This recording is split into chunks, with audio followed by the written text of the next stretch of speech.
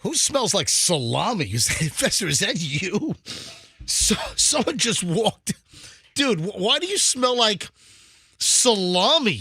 What? Listen, it's my new cologne. Oh, no, all right, stop. Come on.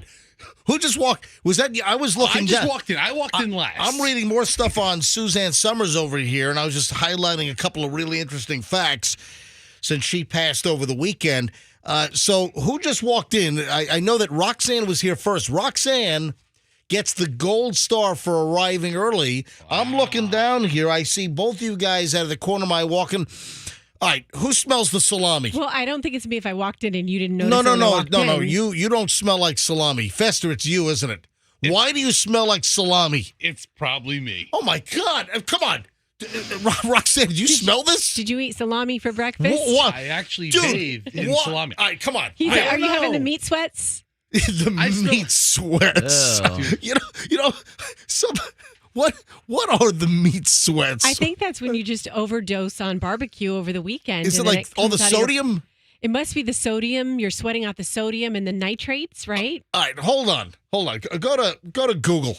I want meat sweats a real thing. I want to get a real definition of the meat sweats. Oh man! All right, welcome, folks. It's the MJ Morning Show here on Q105. Yes, it's a real thing. No, I know that the term is real because I've heard people use it. It's not so much the sodium as much as it is the bulkiness and the protein of the meat, where your body's working to digest it, and you just. Your body's getting a workout after the meal. The last thing that I thought I would start today's show with is who walked in the studio smelling like salami? All right. So the short answer is, come on, dude. While I am the most likely suspect, yes, you are. I don't know. Here's everything I've done this morning. Just weird. I've woken up for breakfast at home. I had 4 Oreos. Ew. Yeah, I know, right? Drove to work, and then I brushed my teeth in the office. You just brush your teeth? Yeah. In the stop it! Don't a morning stop routine. it! Don't breathe on us. So because you had 4 Oreos this morning. Yeah, only 4. Hey, let me. It sounds so medical news sweet. Today. I'm sorry. What did you say, Froggy? It just sounds a little sweet for this morning. Delicious. All right, there's a website called Medical News Today. That sounds like some phony baloney website. Phony salami website. What I found is that it's the biochemical process that causes excessive sweating when the body is using energy to digest. Using energy? Something like that. Are you okay? Yes. Energy to digest. These are my first words of the day, so they're coming out funny. To digest and metabolize the protein. Talk to yourself in the car then on the way over. Kind of linguistically limber up, okay? Usually I do, but I didn't have anything to say to myself today. What is the rain in Spain falls mostly on the plain? Red leather, yellow leather, red leather, yellow leather. Just stretch everything out. What movie or what show is that they had a scene where they were like linguistically, was it No, that's not what I'm thinking of. Of course, Andrew says My Fair Lady. Maybe you're right, but I'm thinking of something more modern. 20 dwarves took turns doing handstands. That's another one. Is that another one? Uh-huh. Warm up. And then when you're typing to test a typewriter back in the day, wasn't it the brown fox jumped over the quick brown fox jumped whatever over the zoo? I don't know. Yeah. Lazy dog. You have to get the Z in there. Let's test our All right, so computers here. With that. the meat sweats. Yes. Yeah, back to the meat sweat. So yeah, it's just your body working really hard to metabolize and digest the excess protein, which causes your body temperature to increase, which triggers your sweat glands. Yeah, I was somewhere recently. Actually, we were out to dinner with friends, or we met somebody, and I guess I was a little sweaty, and you typically don't get sweaty, but for whatever reason, and they said to me, "What do you have, the meat sweats?" So somebody said that to me in the last couple of months, and I can't remember exactly where it was, but somebody said something to me. I'm not playing clips from My Fair Lady, Fester. I think Fester brings. No, I'm not bringing up the rain in Spain. Yeah, so Roxanne, just talk to yourself more on the way in. Usually I do, but I just wasn't very chatty this morning with myself. So, and I didn't have any salami this morning. However, when I walked in, I did smell like the meat spices that normally are associated with fine deli selections. You do smell like a deli today. It's just I wish weird. I smelled like a deli. All right, so hey, it was really complete. I want to thank the Bucks for really putting together the performance art of wearing the creamsicle outfit and really looking as sucky as the creamsicle days. I mean, they really, why? That's getting in character, right? Why Yes. do it half-assed? I mean, why wear the creamsicle uniform, which connotates the worst of the Buccaneers' years? Why wear the creamsicle uniform and play well and win a game? I mean, you can't do that. You got to lose. You got to get your ass kicked. You got to make sure that you don't have any touchdowns or anything. What the heck? All right, so it was the Lions. Remember, it was not too long ago, the Lions sucked. Remember the Lions? They were among the worst in the NFL, and they've had a turnaround, obviously. Do you have a HBO Max or Max? Yeah. So watch last season of the, what's it called? The locker room thing? Hard Knocks. Yeah, Hard Knocks. Hard that's right. Knocks, yeah. The Lions were on last year. And that new coach, man, he's whipping their asses into shape. Yeah, Deion Sanders. Yeah. No, I'm Prime kidding. time. All right, so the Bucks lose 20-6 to the Lions, and well, they even dug up Hugh Culverhouse and had him on the sidelines. Did you see that? Yes, he looks great. Yeah. Wow. Morbid. Been dead for 30 years. 6:07 at the MJ Morning Show. Just getting started here on a Monday morning. We are rambunctious today. I'm telling you right now. Don't miss a moment. Oh, Billy Joel and Sting tickets. We got some. We got the tickets. So we will give away Billy Joel and Sting tickets one night only. And it'll be Saturday, Feb 24 at Raymond James Stadium. Hugh Culverhouse is going to be there as well that night. All right, so he's actually opening for Sting. So we are giving away Billy Joel and Sting tickets a little after 9 o'clock this morning. It's another big item in the 9 o'clock hour here on the MJ Morning Show, so make sure you're listening to the entire show, including the 9 o'clock hour, where we'll give away the first pair of tickets. Hey, I could have screwed up this whole promotion. I came very close, actually. Like 2 times, right? Yeah. You wuss. Folks, if should have done it. Froggy's going to goad me. If you don't know how I potentially screwed up the deal, if you didn't hear the story, I almost blurted and blew it. And I'll explain next. Hang on. We're loaded today. It's a Monday. I'm just back from New York. Michelle and I just flew in last night. We got a little time with Julian over the weekend up in Manhattan. So had a good time there. Back in a second. All right, stand by. 6:08, Traffic's on with Pat. And then we're back in minutes. Oh, did anyone get the spray from the north wind coming from over the Howard Franklin? Yeah, water's spraying on cars on the southbound side on the Howard Franklin. Well, we still just...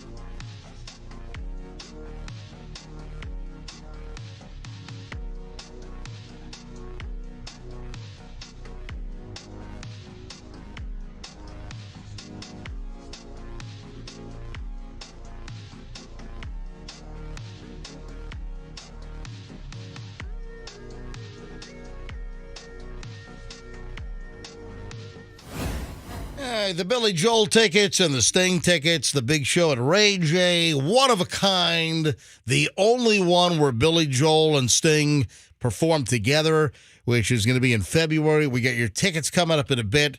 And, of course, I almost probably wrecked the whole promotion. I'll explain that in just a second. But the tickets just after 9 o'clock here on the MJ Morning Show. Just keep listening. And sometime after 9 o'clock, 9 o'clock hour, where you should be listening anyway. But, our content is always solid in the 9 o'clock hour. And we will give away the tickets just after 9 o'clock, somewhere in that, maybe I shouldn't say just after 9 o'clock, because that would imply like 9:01 or 9:02. So somewhere in the 9 o'clock hour all week. It's not just today. It's not like a one-off deal. So every day this week, Billy Joel and Sting tickets after 9 o'clock here on the MJ Morning Show. Hey, Froggy, tell me what happened. Why was there utter complete chaos? On what? Oh, I'm trying to see if you. I would think absolutely you'd be able to just jump right in with that little hint and clue, because of what you're interested in. Talking about the Logan Paul fight? There you go. Oh, yeah, I watched that. Well, of course you did. That's why I'm bringing it up. That's why. Great. That's why I thought all I had to say was, "Hey, Froggy, tell me about the chaos." Oh, I stole it. Yes, I have my websites. My God. I watch every Paul brother fight and support them 100%. And he won. I have zero interest. You have to respect what they've done. You have to. Jake Paul just bought a $16 million house. I'm sure he did. So the Paul brothers, Jake Paul, Logan Paul. I'm surprised you know about this, actually, being such a Dorcas. I mean, you don't really know about cool stuff like YouTube fights. Oh, yeah. So this happened, up in Manchester, New Hampshire? No, it was in England. I'm kidding. I know it was this. Manchester, England. Manchester, England. I'm joking. Oh, okay. Yeah, I'm joking. All right, so I thought all I would have to say was tell us about the ruckus. Tell us about the chaos. Yeah, I saw this story, I guess, last night that security had to storm the stage. Logan, first it's of all, a boxing ring. Yeah. It's not a stage. Whatever, you know what I'm saying. All right, so Logan Paul and his brother, what's his face? Jake Paul. Did they do how did they start? Where the hell did these clods come from? So I saw a fascinating documentary on them. All right, listen, I don't need a documentary length explanation. Just where'd they come from? They started in like their pre-teen years putting up silly YouTube videos Vines on YouTube. Right. YouTube, yeah. Right. So that's how they started. Vine, that's right. Then they did gaming videos, and they built a big platform. And then one of them got into boxing. Did they have a plan, or did it just accidentally happen? No, I think they're pretty strategic guys. When you see the documentary I saw, they had I think it might have been like a 60 Minutes documentary, but 60 Minutes? These guys are forces. I don't know if 60 Minutes. What if the guy owns Prime? Or maybe something like Dateline or something, but they do freaking murders and stuff. All right, well, they're a big deal. Okay, they're a bigger deal than you. Okay, how's that taste? Just by a little bit, though. I mean, I'm sure you can find a couple of YouTubers to fight you, too. Wait, hang on a second. Let's get radio boxing. Hang on a minute. So, Frog, you just said they're a bigger deal than you. How does that taste? Did you just you just use that terminology? How does that taste? How's that taste? How's that feel? How's that wiggle your pickle? What are you doing? Listen, they're a big deal. And there was a big scuffle afterwards, and there always is. And so there was a boxing match in Manchester, England. There's a pay-per-view. How much was the pay-per-view if you didn't steal it, Froggy? No, I stole it. I just how much said, was how much was probably it? $60. How much was it if you didn't steal it? Probably $50-$60. Man, I can't condone this behavior. So, neither can I. And how did you steal it? Well, there's various websites out there. I'm not going to pay for it. It's not you know ridiculous. What? So you're trying to show all this respect for Jake Paul and Logan Paul. So you're trying to show all this respect, and how does that taste? And then you're ripping off their pay-per-view, or who was this? It was Logan Paul, right? Yeah, Logan. So Logan Paul fights in this pay-per-view thing over the weekend in England. You ripped the thing off through some type of proxy. What was it? What's the deal? Just some kind of pirate website deal? Yeah, allegedly. All right, so you ripped this thing off, and you're telling me I lack respect? What's the matter with you? You should respect them, really. All right, so what happened? So this Logan Paul, he fought some dude named Dylan Dennis? Yes. a UFC fighter who is a really big trash talker. He was talking about his fiance nonstop. Logan's fiance. Very, very bad All right, stuff. so what happened? What caused... Logan beat him up. But this was after the fight, right? Yeah, Logan beat him up, and then Now, was it a afterwards, knockout, or was it called for Logan Paul? It went the distance. Okay, But so he then... beat the hell out So it of him. was by decision, Yes. Logan Paul won.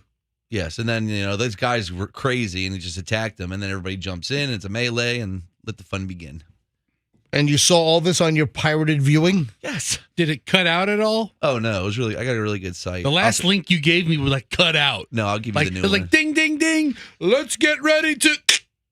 And I'm like, what? What's that? Froggy, what's happening? He's like, I don't know, man. Reboot your computer, man. All right, so I'll send you the new link. Logan Paul, does Jake Paul also do fighting as well? Yes, he does. Jake's the bigger boxer of the Jake's two. the boxer. Jake's the bigger one? Yeah. Jake's the fighter. I So know why that. why didn't Jake fight on Saturday night or whatever instead of Logan? Because they're both entertainers. So- Logan fought Floyd Mayweather at one So point. listen, on Netflix, this is where I saw it. On their Untold series, Yeah. Jake Paul, the problem child, Mm-hmm. Mm-hmm. watch it. Yes. Just watch it. All right. Give it 20 minutes. All right, Froggy, I need you to make amends. I need you. What? Is there a way to reach out to Logan Paul No and way. send a What? message that Froggy... Actually, I do need to reach out to him because I want to do Prime displays. Hold on, for him. Roxanne, why are you going, what? Because for a second I was confused. You want him to make amends for stealing his Yeah, shit. yeah, exactly. I want Froggy No. to get a hold of Logan Paul, That's silly. or I'll tell you what, find a way that we can get a message to Logan Paul. See if you can find, I don't know, some kind of website. So does he How have about you just comment on his YouTube page? Does he have maybe that, or does he have any Instagram? I'm sure his DMs are wide open. I'm sure. But I think we need to tell Logan Paul that he needs to come to the Tampa Bay area and knock the crap out of Froggy for stealing the pay-per-view on some kind of internet deal, probably routed through 19 proxies and all kinds of, It's people who watch it and restream it and post it. whatever. All right, anyway. It's brilliant. So, big altercation, I guess. So, was anyone injured after the fight? No. But before the All right. fight, Dylan did throw a microphone at Logan's face and hit him in the eye. What the hell? It was pretty great. Yeah, I'm sure that was spontaneous. All right, 629 at the MJ Morning Show. Hey, don't forget, Billy Joel and Sting tickets coming up just after 9 o'clock or sometime after 9 o'clock this morning. And, folks, these are the tickets that might not have happened because, they hype the whole deal with a big announcement. And listen, it's a pretty big deal. I mean, it's a big show. Billy Joel and Sting together in a stadium show at Ray J in February. I mean, it's a pretty cool deal. So I knew for a while what it was going to be because, my tentacles just reached so far and deep and wide in this town that I knew what the deal was quite a bit ahead of time. And the announcement was on Thursday at like 1 o'clock with the press conference. And on Wednesday, I almost blurted it out what it was. And then Andrew, our producer, like frantically is waving me off. Stop. You should have seen him in the producer's booth. So I did hold my tongue. I didn't blurt it out. But it turns out that if I would have blurted it out, it might have wrecked our entire promotion of getting a pile of tickets to give away this week. Yeah, so I guess it's a good thing I didn't blurt out what the big show was going to be because we still have the tickets to give away. So it was very close, folks. I almost said something like, and it wasn't really going to be intentional. I wasn't trying to torpedo or sabotage anything. It was just like, yeah, and of course the big announcement tomorrow is going to be, Billy Joel and Sting at Ray J in February. And then I was getting close, and Andrew, our producer, sensed it, and he was like waving me off like the bridge was out. Yeah. Good job, Andrew. Stop! The bridge is out! Stop! Yeah. So the good thing is I didn't blurt it. The promotion is still intact, and we'll give away Billy Joel and Sting tickets, a pair of tickets every day this week after 9 a.m. right here on the MJ Morning Show. If you stand by, I promise I shall deliver on some really, really good morons in the news, which we typically do around 6:40 every single morning. So morons in the news are next on the MJ Morning Show here on Q105. Stand by.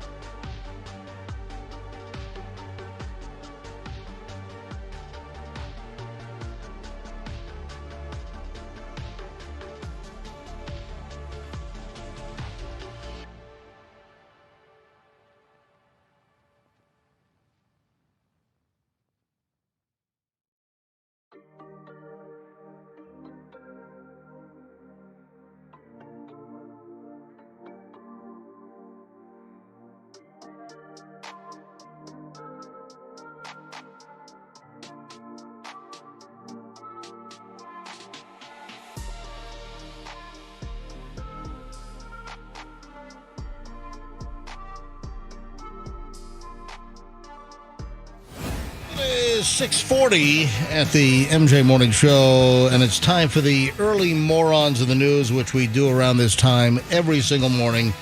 And I forget that it doesn't always hit me how many people love this morons in the news segment, because whenever I'm around town and people stop me all the time, it's like, hey man, love the morons of the news. I'm one of the early listeners, so appreciate all those that are listening here in the 6 o'clock hour, the early adopters of the MJ Morning Show. Highly appreciated. In no particular order, just a bunch of dumbasses in morons in the news. So, first of all, I've got a teenager that carjacks an Uber driver. Why? Because the Uber driver would not allow the passenger's dog in the car. So, of course, that's a carjacking right there, huh? I mean, the Uber driver kind of had it coming. Yeah. Well, who doesn't let a dog in the car? Hold on. Why would you say who that? doesn't have it? No. Just stop for a great. second. Now we don't make jokes and sarcasm. Oh, great. No, why would you say the Uber driver had it coming? This is serious, morons in the news. You have a carjacking coming? I know what he meant. MJ will say something and I will respond. That's reprehensible. My God, he carjacked a man because of his dog policy? So we've got a D.C. teenager. He was arrested last week. Got into a fight with the Uber driver. Just reprehensible. Because what information can you tell us about the perp? All right, really? You guys, really? I mean, you really? Oh, what? You're condoning this? Oh, this segment's called Morons in the News. Well, because you said that the Uber driver had the carjacking coming, and I'm sorry, I don't make jokes here. I don't like that behavior from you. I'm very sorry for my behavior. I don't want to normalize a carjacking, and Okay, we're going to be very serious and solemn during the rest of this story. Fester's verbiage seemed to normalize it. I'm not going to do that. So the teenager gets into a fight with the Uber driver because he had a dog. The Uber driver said, no, you can't bring the dog into the car. And the story goes that on Sunday at 7 a.m., the Uber driver picked up 19-year-old Dax Franco Willis. There's nothing funny about that name at all. Why are you carjacking him, Willis? Willis. What you jacking about, Willis? All right. So Willis tried to bring the dog into the Uber. Driver said, no dogs allowed in the car. But And- you know, have you gotten to the part about what kind of dog it is? Well, hang on a minute. Okay. No, I Now I'm haven't. getting closer to siding with Fester. Obviously, I have not gotten to the part where I'm just starting the story out here. So he was told he could not bring the dog along for the ride, and then Willis allegedly threatened to pepper spray the driver first. Said, hey, you let my dog in the car or I'm going to pepper spray you. You know, when you hail an Uber and you're using the app, you know, they kind of know who you are. I mean, it's easy to track you down. You know, they've got your cell number. You know, even if you use a bogus, I guess you could use a bogus name. Can you use a burner credit card on Uber? Can you use one of those little Visa gift cards you get at the, Publix or something or at CVS? Yeah. All right, so Willis then allegedly assaulted the driver, dragged her. It was not even a male driver. He attacks, assaults, threatens to pepper spray a female Uber driver, yanks her out of the car, stole her phone, and then carjacked her. It's just awful. Just dragged her out of... Roxanne, would you like to say what kind of dog it was? This is funny because you don't picture a guy who has the willingness to carjack someone to have a cute little Yorkie. What do you think? It should have been a pit bull or something? Then that makes a little more sense. A bull mastiff? Mm-hmm. Yeah, so the guy had a little... Froggy, you okay? You just walked in. Yeah. Froggy sent a group text. I didn't see that. All it says is, I'm in the restroom if I'm not back in time. Yeah, not back in time. You're 5 minutes late. Sorry about that. We've been back for 5 minutes already. All right, so yeah, the carjacking pepper spray dragged the Uber driver out of the car by her hair.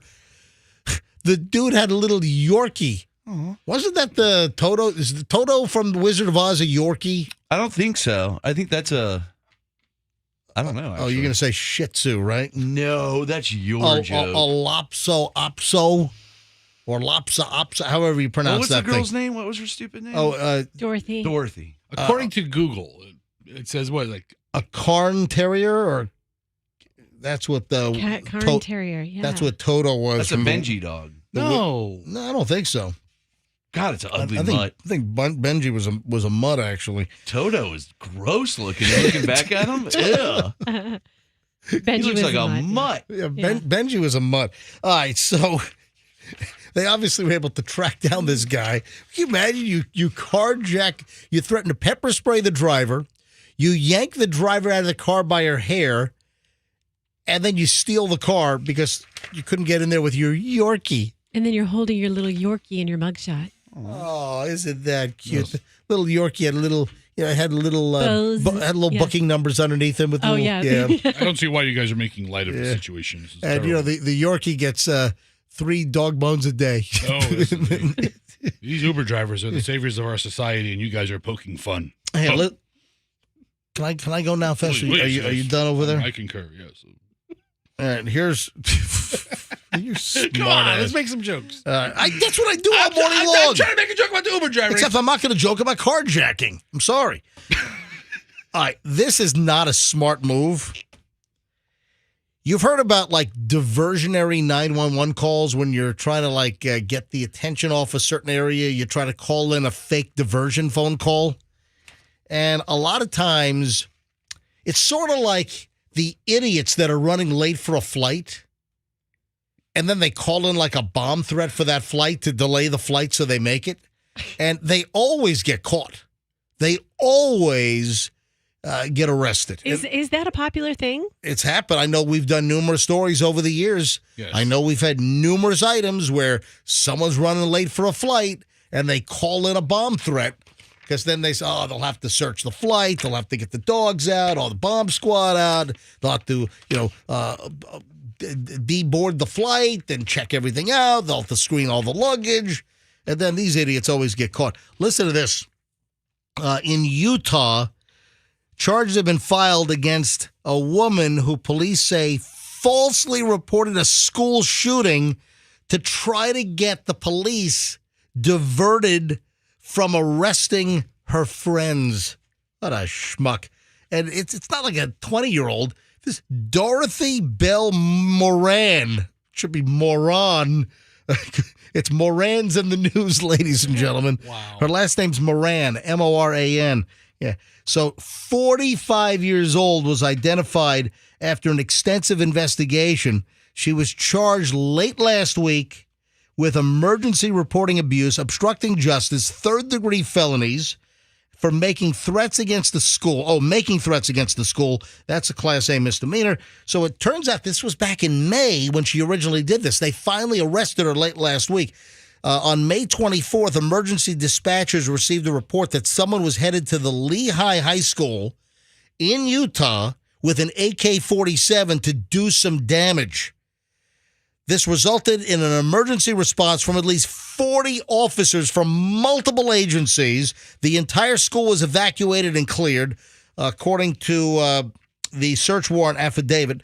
The threat was determined to be a hoax. That same day, Lehigh police were investigating a series of car burglaries. An Apple Watch was stolen in one of the burglaries. The owner contacted police, say that the tracking location was coming up on where the watch was. Anyway, this woman knew the cops were on the trail of her friends that were involved in the burglaries, so she thought she would divert police from that by calling in a fake police potential or a fake potential school shooting to send police there.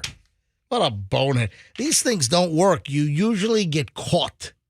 Caller ID. Yeah. Well, it's not just that. I think she used a burner phone, but they were able to put the story together. Location. Yeah. Yeah. We knew she was old by the fact that her name is Dorothy. Dorothy. Is there anybody under the age of 42? No. Under the age of 7. What are you talking about? She's 45. 45 is young for Dorothy. Right, but 45. Dorothy, I don't think there's anyone really under the age of 75 with the name Dorothy right now. she's the outlier. She's named Dorothy at 45. What's the youngest Dorothy out there? Ugh.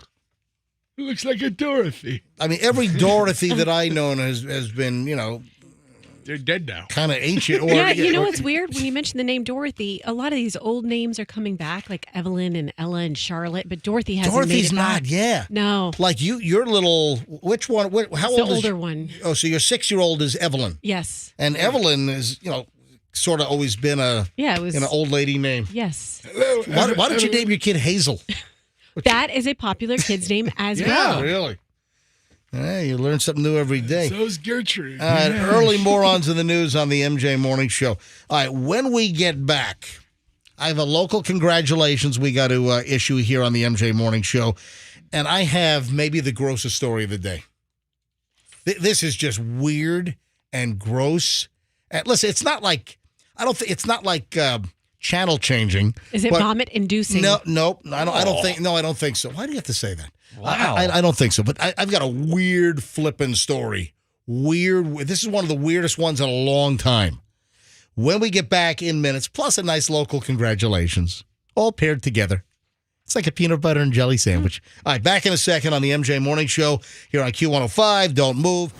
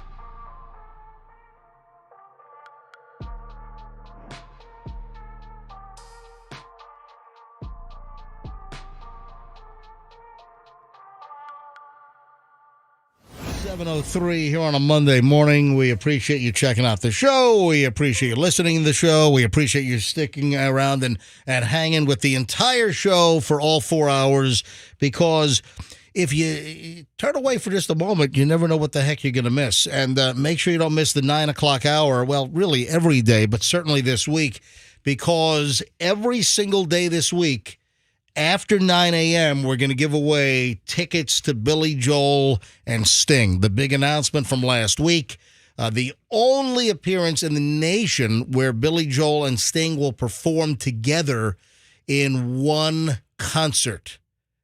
The only place where you can see the duo, Billy Joel and Sting, live at Ray J in February. Got your tickets after 9 o'clock and every single day after 9 o'clock this week here on the MJ Morning Show. All right, local congratulations are in order. And, of course, the congratulations have to do with, well, you know what? Let me give you guys a little audio daily double clue here. And let me know if you can tell me, what might the congratulations be in order for? Here's your clue.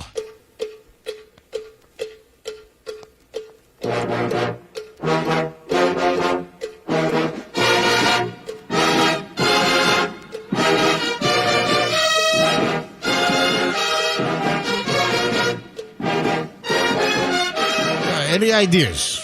Any idea? Let me give you another clue here. All right, how about?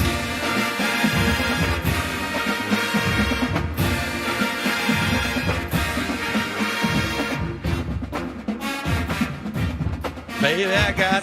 What was that? I'm just singing. Froggy's singing along. Oh, Nothing okay. like singing along to a band. Let me give you another clue. And all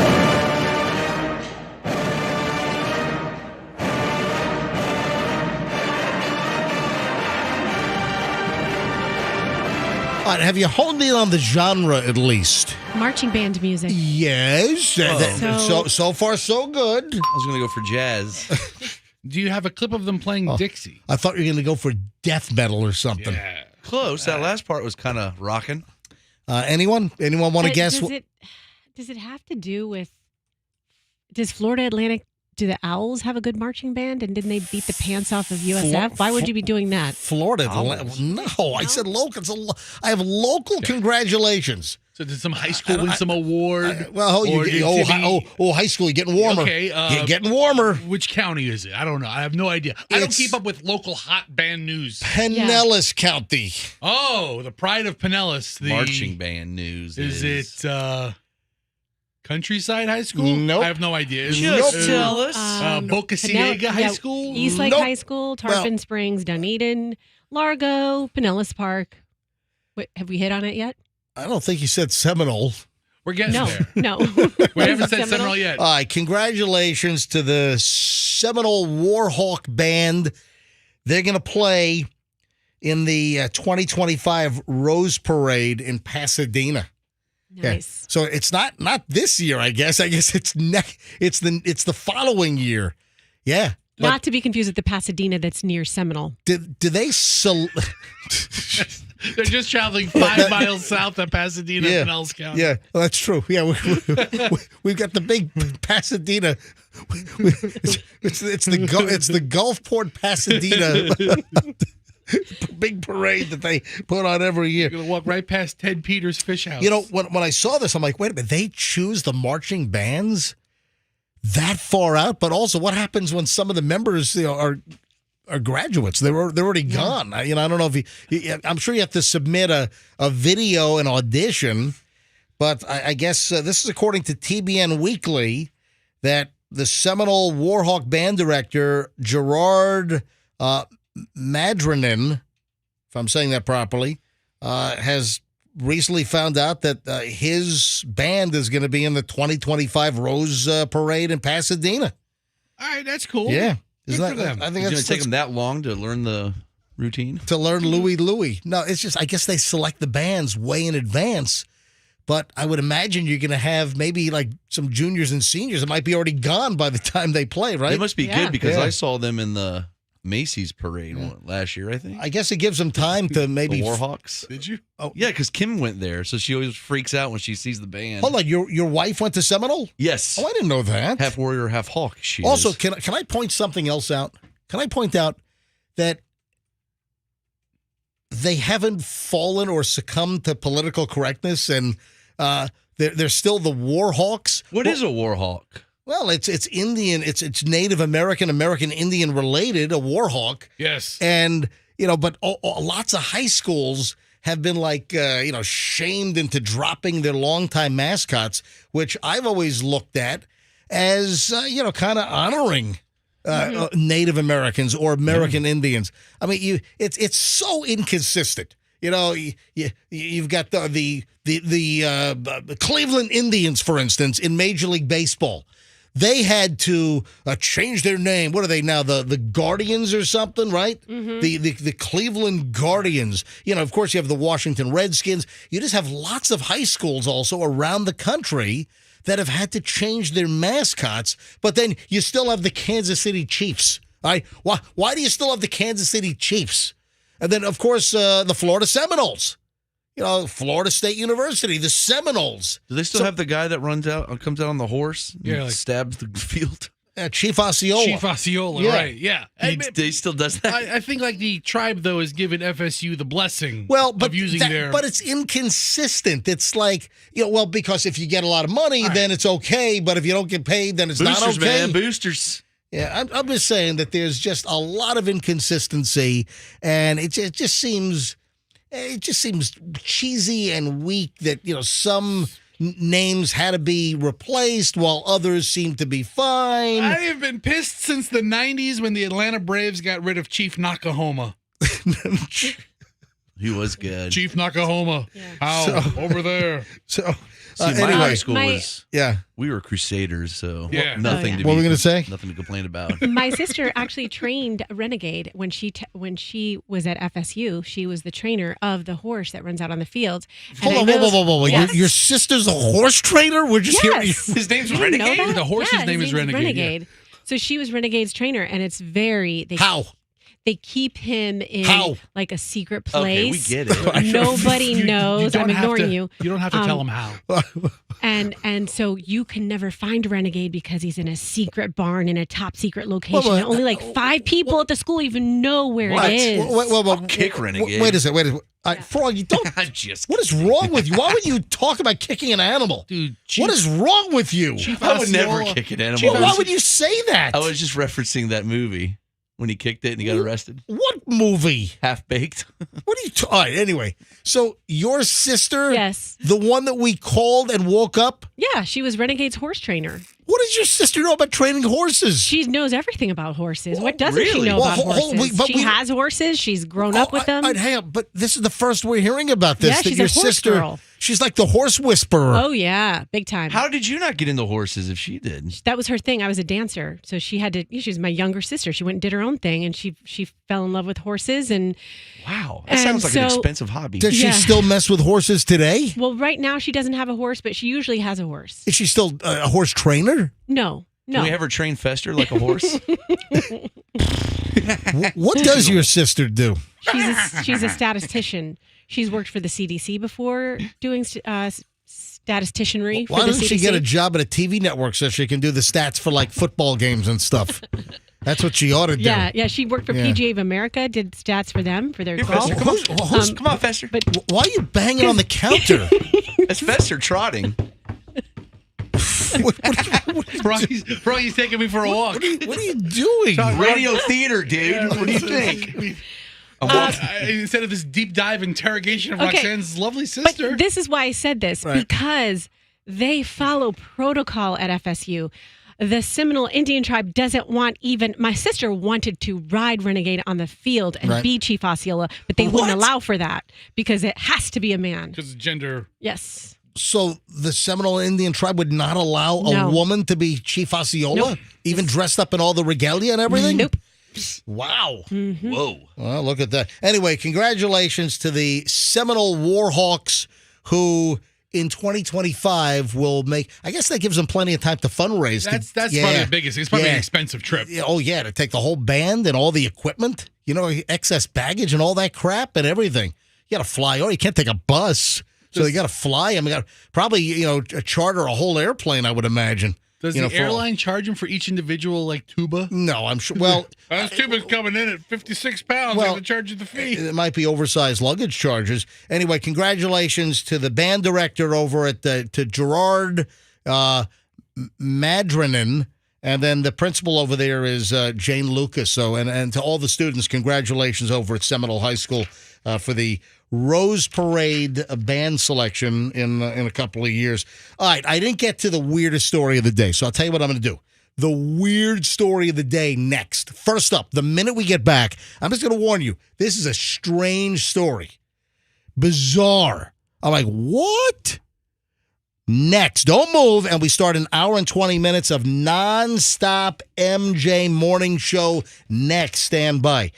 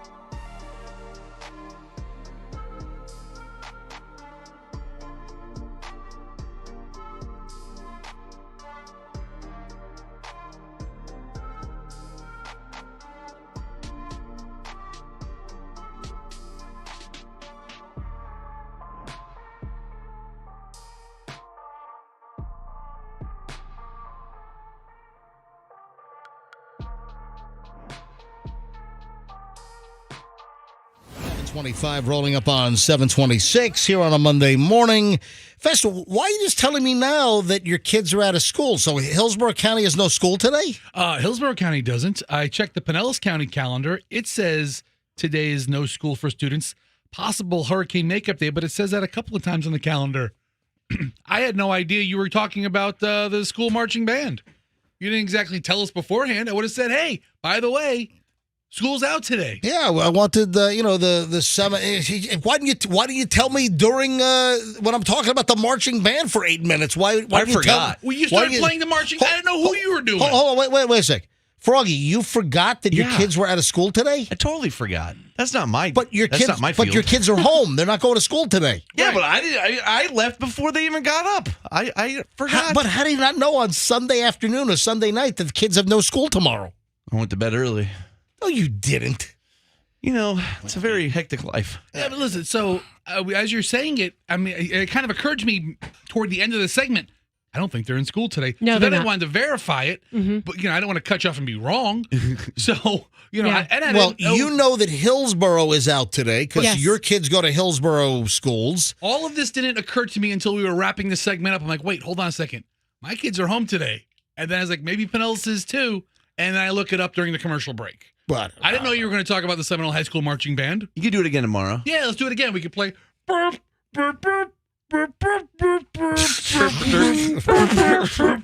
what song is that?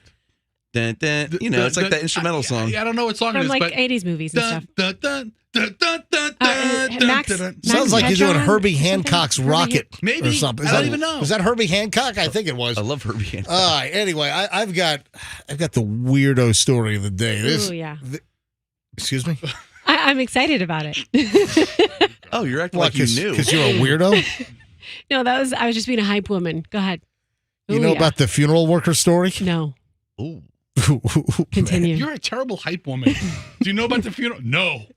Hype woman. Tell me more. yeah. Tell me more. All right, this is a weird ass story, man. It doesn't get stranger than this. Oh boy! All right, I have to be sensitive I want to keep some decorum on the show. Believe it or not, I like to keep some decorum here on the MJ Morning Show on Q105. A funeral worker out in Nebraska. Now, I would have 100% pegged this for some Florida weirdo, but no, this is a Nebraska weirdo.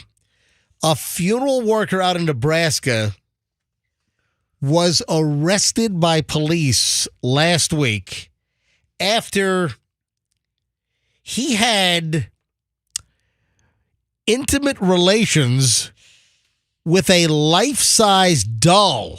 Oh, you thought this was going toward Necrophilia. Yeah, you thought this was going.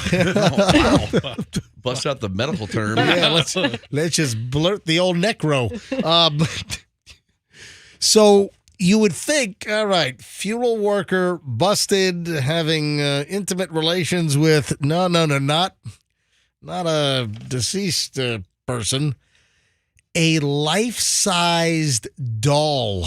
Like one of those fancy sex dolls? I believe so. Now, Ew, dude. It gets even weirder. The doll was in the home of the guy that actually died. The funeral worker saw the life-size doll in the guy's place who had expired, and he was picking up the guy's body to transport it to the funeral home, and I guess saw the life-size Ew, it's doll used? and said, oh, man, I got to get me some of that. Oh, my God. I told you it's bizarre. Where was he? Where was he with the doll? Where was he on his date with the doll? Hang on a minute here. That doll has no issues getting around town. Let me give you some. Hey, everybody has a history, Froggy. What are you, a Well, judge? you're driving around town with the doll I love. What is that? Is that I was CeeLo Green? Yeah. CeeLo Green. Forget you. Or the original title was something else. Yeah. So the funeral worker's name, former funeral worker's name. Well, let me give you more of the story here.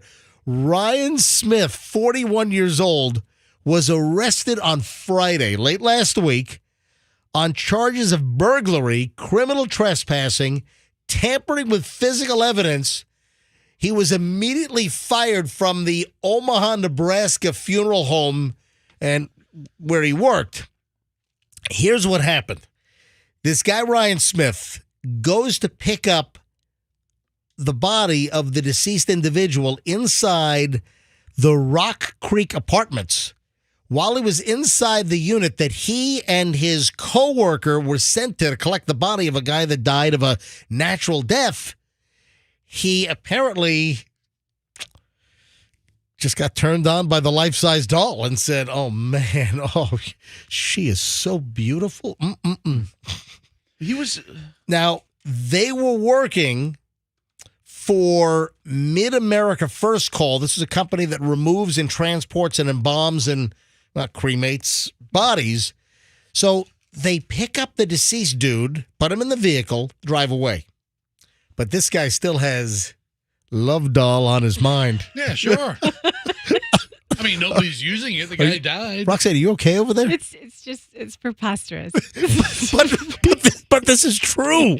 This is a real. I read the police report last night. All right, listen to this. So after they leave the apartment, they're transporting the body. This guy can't stop thinking about Linda.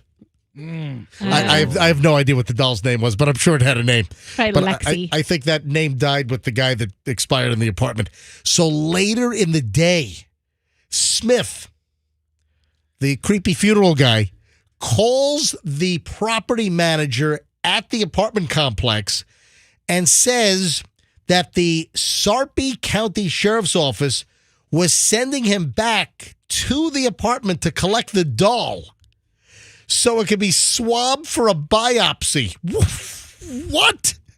A biopsy a doll? Why the heck? They're picking up a dead guy.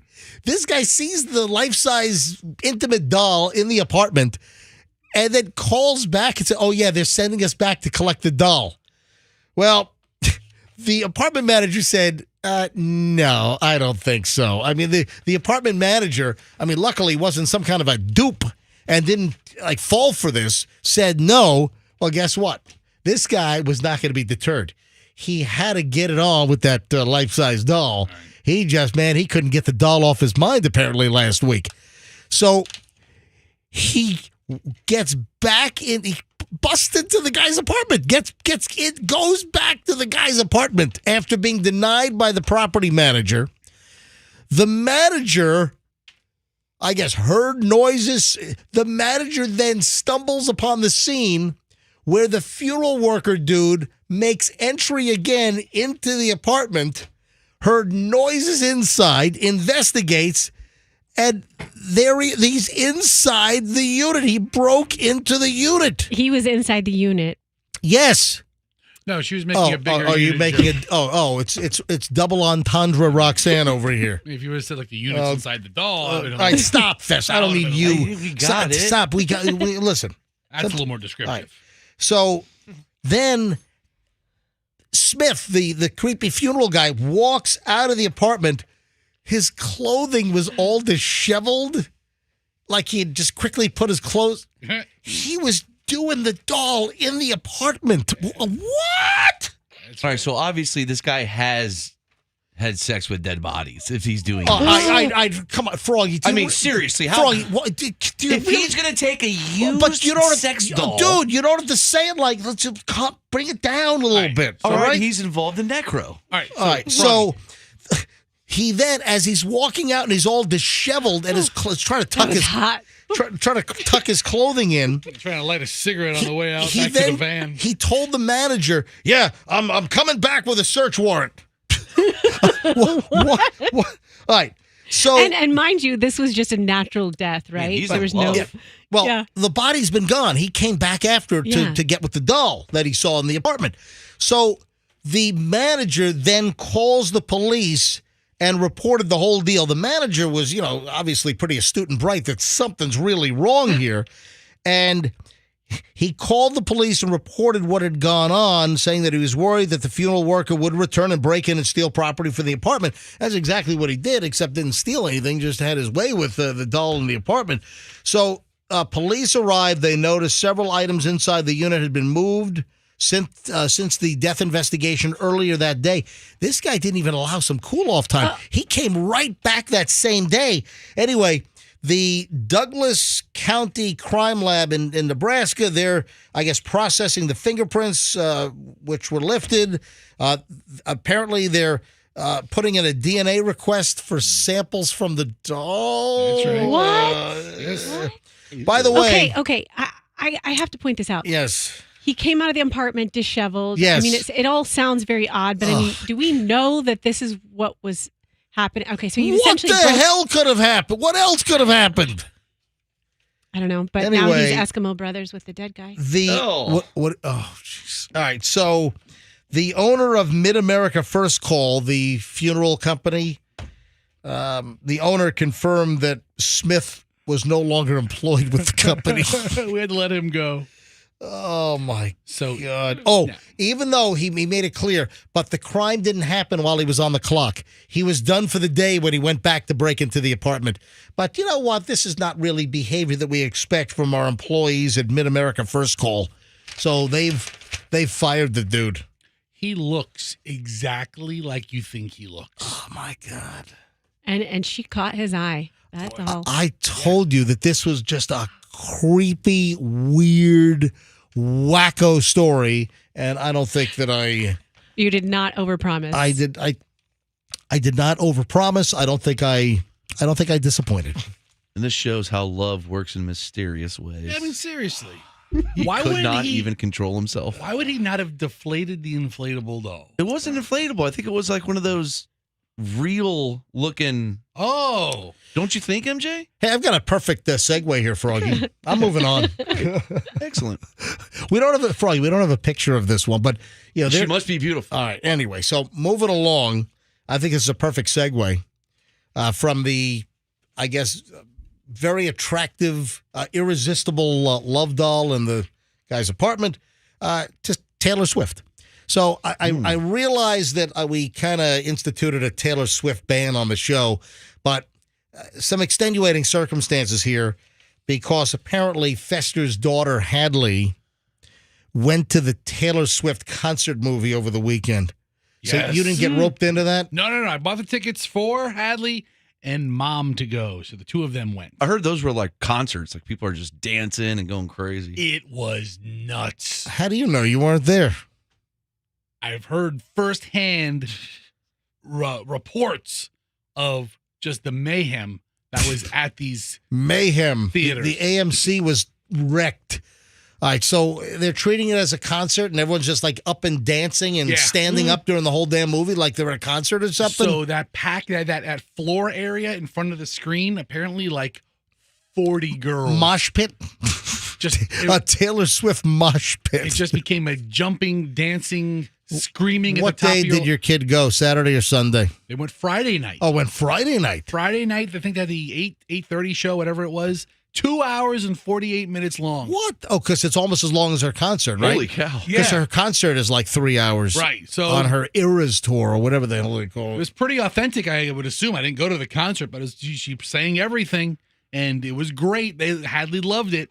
But it was just... What did your wife say? Was she like just over it after like the first 20 minutes? She was. Your wife was over it? Well, you spend some time trying to... Did Allison say it was the most miserable experience of her life? The Taylor Swift concert movie? I mean, she's been married to me for a long time, so she's had a lot of miserable experiences. So I don't know that it was the most miserable. I got to be honest. I'd rather watch the funeral worker with the doll than go to a Taylor Swift concert movie. I'd rather go to a Taylor Swift concert than like a Wiggles concert. I'd rather be. What else is playing? I'd rather have front row for that. Wow. So, but no, it was a great. Listen, if you're even remotely a Taylor Swift fan, it's a great time. They had a good time. All right, so I guess we had a flight come to Tampa that had to turn back because of a diaper bomb or something. Like a explosive. Well, let me clarify. A bomb, I guess, was reported, and there was a flight coming from Panama to Tampa, and they thought they had an explosive on the airplane, but it turned out that it was an adult diaper, like a Depend undergarment or something. All right, so many jokes to be had. Yeah, well, hang on. We'll get to all. Everyone, line your jokes up. We'll get to those here in a second. So, Copa Airlines flight was coming to Tampa. It returned back to the international airport in Panama City, Panama, after a possible bomb on board. The plane landed 11 a.m. Panama City time, turned around. 144 passengers were evacuated from the plane. And they brought in the bomb dogs, the explosives team. The bomb squad rushes the airplane at the Panama City, Panama airport. According to the head of airport security with an interview with the Associated Press, but the suspicious object in one of the plane's bathrooms turned out to be apparently a loaded adult diaper. I'm sorry. Listen, Gosh. My God. that's what they're for, man. And, I guess you can't put that down the toilet. So what, you just leave it on the can't you just put it in the, at least, kind of tie it up and put it into the Garbage the area? receptacle that takes the paper towels and everything? Do something with it. My God. Is this the first time that a plane made an emergency landing evacuation bomb squad? And it turned out that it was a bomb, all right. It was a bomb dropped in an adult diaper. Ew. Ugh. And nobody fessed up to it, huh? Yeah, I guess not. So listen to Jose Castro, the director of airport security in Panama City for this Tampa-bound flight, said, "We had it on a secure runway where police, special explosives, canine units, and special forces examined the object and found it to be an adult diaper." It's like Caddyshack, where they drained the whole pool for the. They thought there was a floating, Yes. and then And it was a candy bar. Bill Murray takes a bite out of it. It's like a Baby Ruth or something, Oh, man. So the flight finally landed hours late on Friday here at Tampa International Airport. This poor explosives team. Oh, man. Can you imagine? All right, let's blow it up. Oh, Gotta wash this thing out now. Oh, I don't know if that's ever happened before. Hey, got some sad news. Sad news came down yesterday. Yeah. Here we go, Froggy. Go on, sing along. You know the words, right? come and knock on our door. Knock on my door. We've been waiting for you. Where the kisses are hers And hers and his. Three's company too. Come and dance on our floor. So we found out yesterday that Suzanne Somers from Three's Company, and who could forget she's the sheriff? That's right. Remember, she's the Yes. sheriff. I was a little kid. Three's Company. When that show first went on the air, I was like 11 years old. I was a little kid back then. Back when ABC television used "Still the One." That used to be their theme song, the old Orleans song. Still the one, da da da da da. We're still having fun because you're still the one. That was like their theme song for like the 78 or 77 season on ABC. So we found out yesterday that Suzanne Somers died at the age of 76. And today is her birthday. I know. So do you really say 76? Yeah, let's call it 77. When hours later she was going to be 77? It's an odometer, dude. I know. It's the next day. That's a good way to put it. You know what? I can't think of one bad thing about Suzanne Somers. Hey, go to Wikipedia. Go to Wikipedia for Suzanne Somers. Sure. And look and see. Is there any controversy section? Yeah, there are, but we don't need to talk about that. Was there something weird with her? She just had a rough go of things in the beginning of her life, like in her early 20s with like relationships. No, Right. I'm not talking about that. In later life, when she was like the thigh master queen, I'm about to get the thigh that master. made her more money than anything she ever did on TV. Do you know how much money she made from the thigh? Anyway, we'll get to that in a second. First of all, Suzanne Somers, dead at 76, and it's announced literally the day before her 77th birthday. Today would have been Suzanne Somers from Three's Company's 77th birthday, and she actually died on the 15th, which was yesterday. Morning of the 15th was yesterday, and I mean, what, 18 hours before or so, she would have turned 77? Okay. That's incredible. Anyway, so here's the statement from her longtime publicist. Suzanne Somers passed away peacefully at her home in the early morning hours of October 15th. She survived an aggressive form of breast cancer over 23 years. And, of course, October's Breast Cancer Awareness Month and all the pink ribbons and everything. It just it's so sad. Anyway, her longtime publicist confirmed it. Suzanne was, listen to this. Suzanne was surrounded by her loving husband, Alan, her son, Bruce, and her immediate family. Her family was gathered to celebrate her 77th birthday today, October 16th. Instead, they'll celebrate her extraordinary life, and they want to thank the millions of fans who followed her. Anyway, back to a couple of interesting things here. So, she demanded more money back when Three's Company was big. And Three's Company became like a top 5 show. I think it ended like the 78 season at like number 3 of all TV shows on TV. Oh, you know what I just realized? What? Is DeWitt still alive? Because it's only one's company right now, because Jack Ritter or John Ritter. Jack Tripper. Jack Tripper, John Ritter. But listen, Johns are Jacks in many cases. But here's the deal.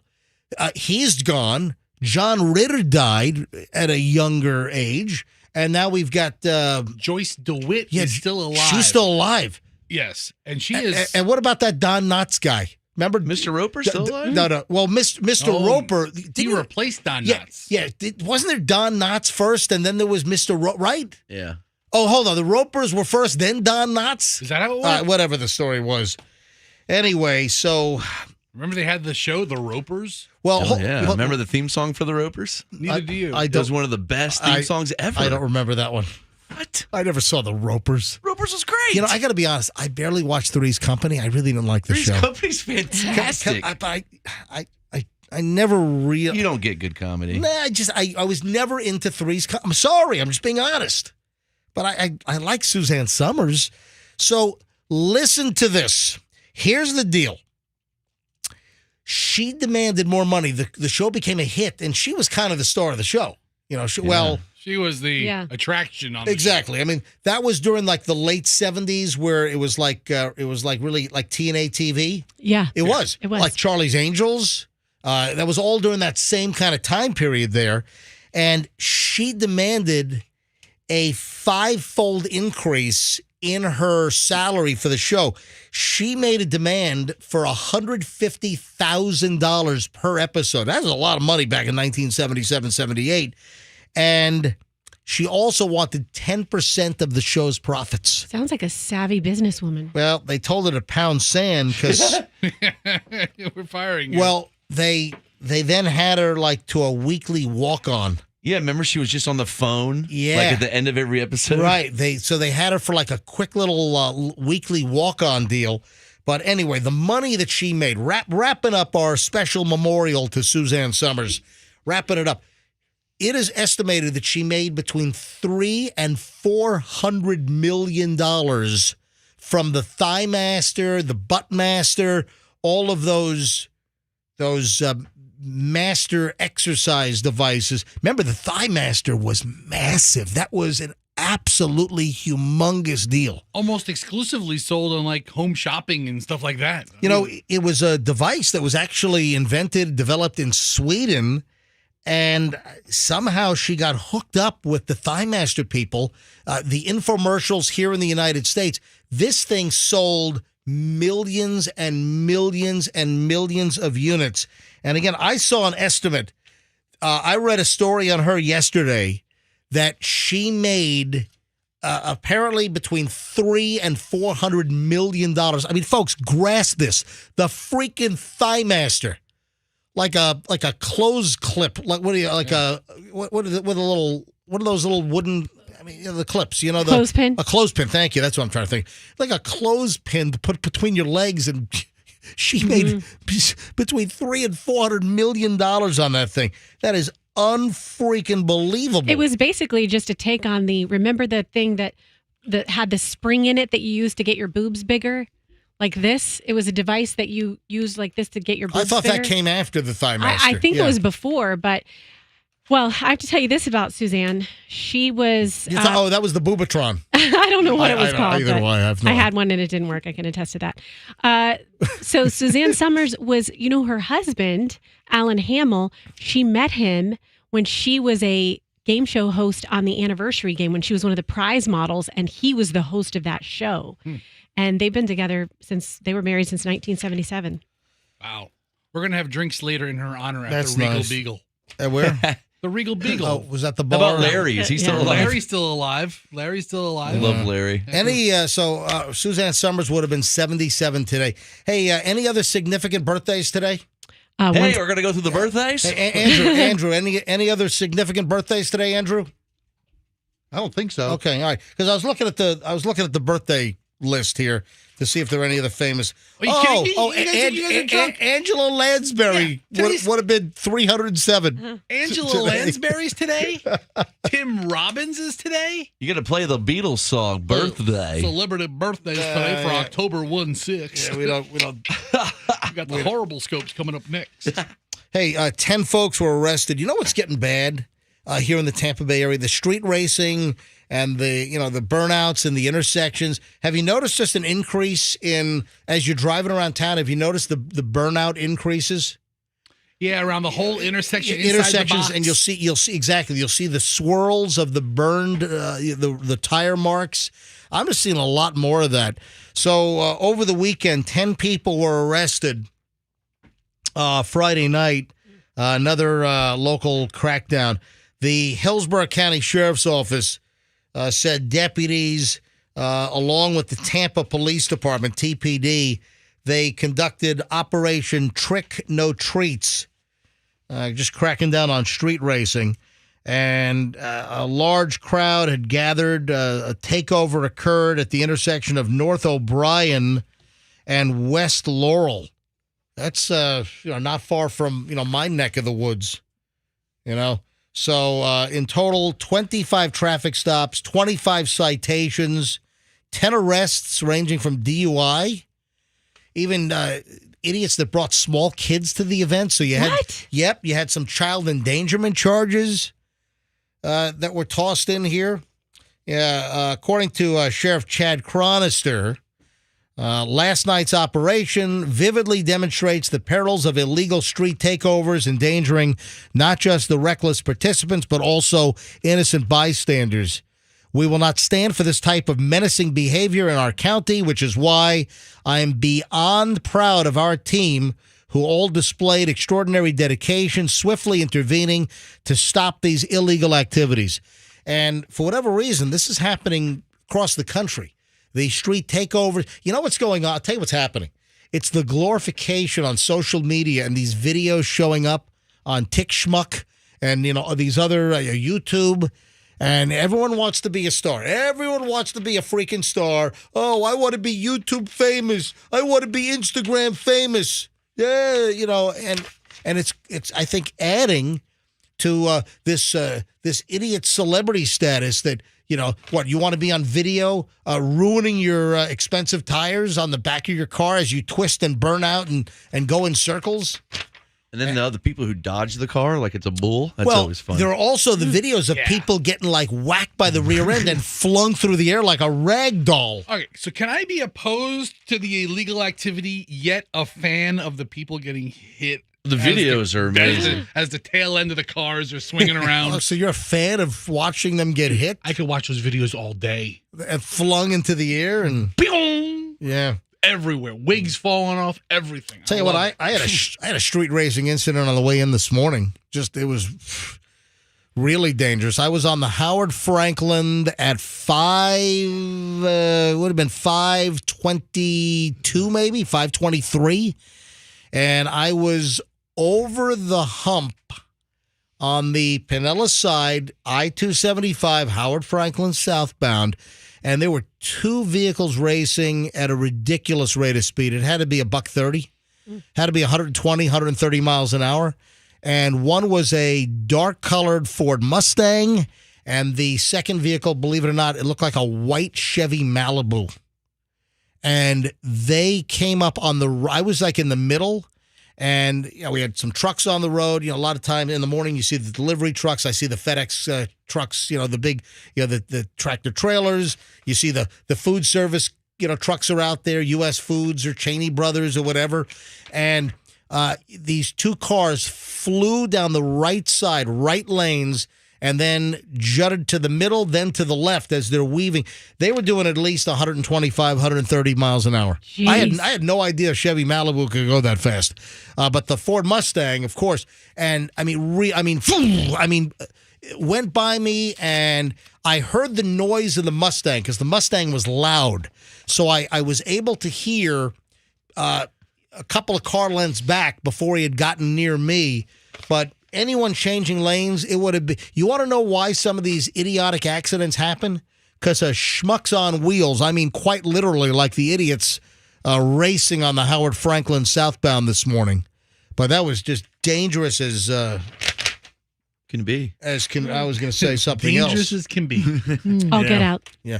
Hey, once again, thanks to the Tampa Bay Buccaneers for bringing us really the full creamsicle experience yesterday. Yeah. Really, if you got to really wear the creamsicle throwback uniforms, of course, you want to suck as bad as the team did in the creamsicle uniforms. Felt like old times. Yeah, it really did. Yeah. And, and the great added touch was, wheeling out Hugh Culverhouse during halftime. Yeah, that was Mr. C. Yeah, Mr. C. They wheeled him out. They should have brought out Ray Perkins too. Yeah, it was a special event. You know what I did like? Do you remember the fight songs back when they were the creamsicle Like, color? yo ho ho, were the Buccaneers. No. Like, hey, Yes, Tampa Bay. That one. Hey, Tampa Bay. We're Bucks gonna know how to really suck shine. today. Do-do-do. Hey, Tampa Bay, we're gonna really suck today. And what's up with having a little person for a quarterback? How small? That's the first game I watched. Dude's a midget. Baker Mayfield is a midget.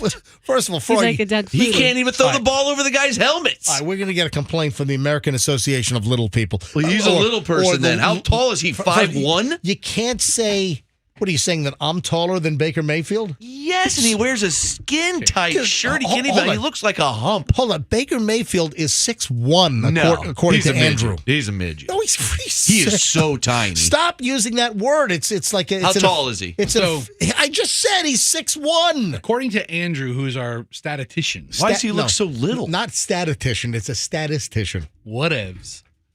6'1". No. Now, that's an Okay, absolute so lie. that means he's less than 6'1". The problem is when you're 6'1", you're an above average sized guy. Yeah. Except you're playing with giants. It's not so much that he's a dwarf as much as the linemen are ogres. He just looks like a little child. Like Tom Brady looked like a man running that team. This guy looks like a little baby boy. It's like I'm watching little kids play. Oh, you little baby boy. You little baker boy.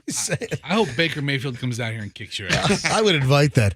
I would donate to Please. Baker Mayfield's favorite charity if he would come down here. You better and- bring a step ladder. and kick Froggy's butt. Yeah, I mean, I would love that. I like I'll bust him right in the Anyway, ear. So the Detroit Lions, who they blew for years.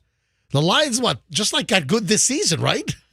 the turnaround started the last couple of years, but Yeah. this year the Yeah. fruits of Coming their on. labors. So the Lions over the Bucks 20-6, and again, I just thought it was very fitting that the Bucks put on the old creamsicle uniforms, and they've transported themselves back to like the Buccaneers of 1978. Fantastic. Yeah, Sure. fantastic. I hate to say it, but the creamsicle, like I'm looking at all the photos, it really isn't flattering to the body. It's awful. It makes you look like you have like a spare tire around your midsection. It's just Why? not a good look. Why would they? Just the uniform's terrible. Can't they throw back to there were several iterations of the uniform. Why do you have to go full creamsicle? It's a terrible uniform.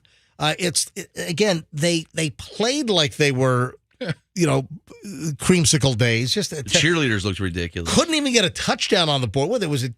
2 field goals, right? Mm-hmm. So 20-6, Lions over the Buccaneers. All right, I got an accusation. I got a big accusation. Get to that in a second. First, though, guess what time it is? Yeah, time for that pest. Yeah. Yeah. Where's that thing?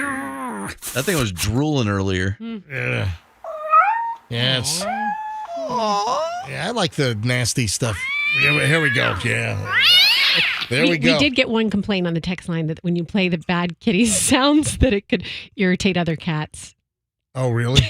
Yeah. Now I got to be concerned with what cats hear on this show. Sorry to all the cats. Yeah, if you're home listening with your cats. All right, so it's 8:02 at the MJ Morning Show. Here we go. It is the Cash Kitty, and the Cash Kitty happens many times a day. So 8 a.m. right now, 10, then noon, then 3, then 5 o'clock. And at the top of those hours, we'll give you the special keyword. You text the keyword for your shot to win $1,000. So this hour's word is awesome. AWESOME. Awesome. This hour's word is awesome. Go ahead and text the word awesome nationwide to 45911. Before quarter after for a shot at $1,000 cash, or you can enter it on the Q105 app or at myQ105.com. Good luck. We have an accusation, which I think it's preposterous, but some are suggesting that Powerball is rigged because of all the California wins. Now, remember last week we had another sold ticket in California, won that $1.7 billion jackpot about 70 miles north of Los Angeles. So another major Powerball win. Remember last November, a little more than a year ago, right? Mm-hmm. Yep. So a little more than a year ago, we had that huge $2 billion jackpot won by that Edwin dude. And now we have the next massive jackpot, $1.73 billion, also goes to a California ticket. And there are multiple people making noise on social media, and they're claiming that Powerball is rigged, and California is clearly getting a disproportionate share of the winners. Come on, it's not rigged. Yeah, so there's a whole social media movement going on right now and questioning the veracity of Powerball. So the folks that are not winning are saying, why are they claiming 4 of the biggest ever lottery jackpots in U.S. history? So someone's trying to, or numerous people trying to just, gin up this accusation that the Powerball is rigged. They're shady out there. I wouldn't doubt it. I mean, come on. Whoa, what? They're shady out there. I wouldn't doubt it. You talking about Californians? The whole state? The whole state. But the drawing is done here in Florida. Well, we're shady they've here got, too. Yep, The exactly. The Powerball drawing, the hairdryer in the acrylic machine with the ping pong balls. It's in Tallahassee. They're picking the balls. Powerball is drawn right here in Florida. So how could the California people are in cahoots with the Florida people? Okay. I wonder if all right. So go ahead and add to the controversy. Yeah, why don't you add to the conspiracy here? I wonder if the Quick Pick uses all of the numbers available in every region. Like, let's say 52 is only used on the West Coast for the Quick Picks. I don't know. What are you talking about? What if it's not completely random? What if it's not random? Dude, it's the same. Different states don't have different. What are you saying? What I'm saying is, what if one or two or five numbers only get picked in certain states? What? Let's say certain numbers only get picked in certain states. You're talking about geographically, the computer doesn't have an algorithm to pick. Of course it does. Maybe. Fester's describing a method. I've got the motive. California needs tax money. Boom. Oh, so you guys you're piling onto this thing. There's no conspiracy. Powerball is not rigged. It's just California. If you look at the number of tickets sold, California has the greatest population in the United States. The most populous state is California.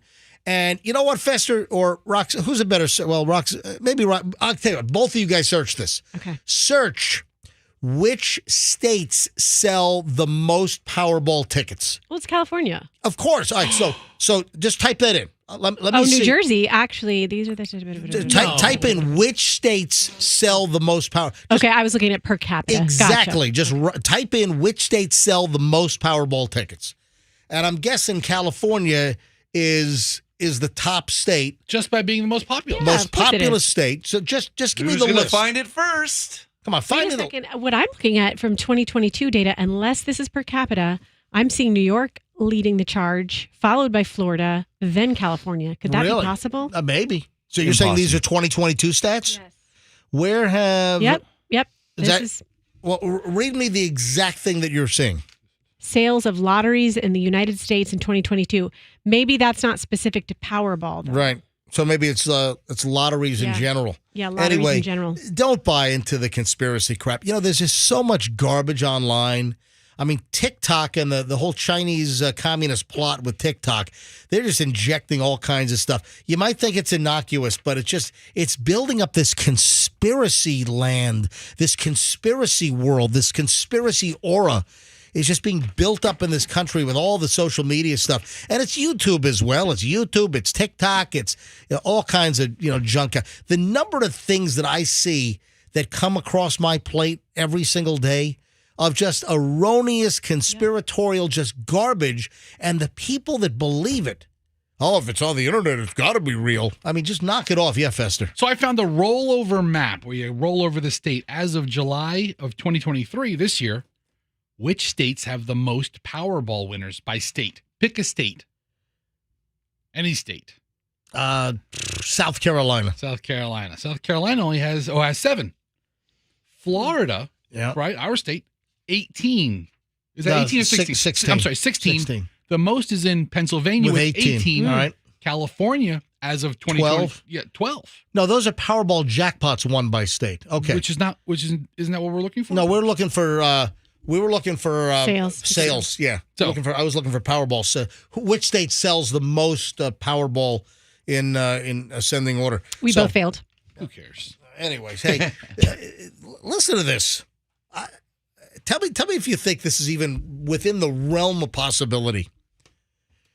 This act, and this is completely unconventional with what I'm about to say.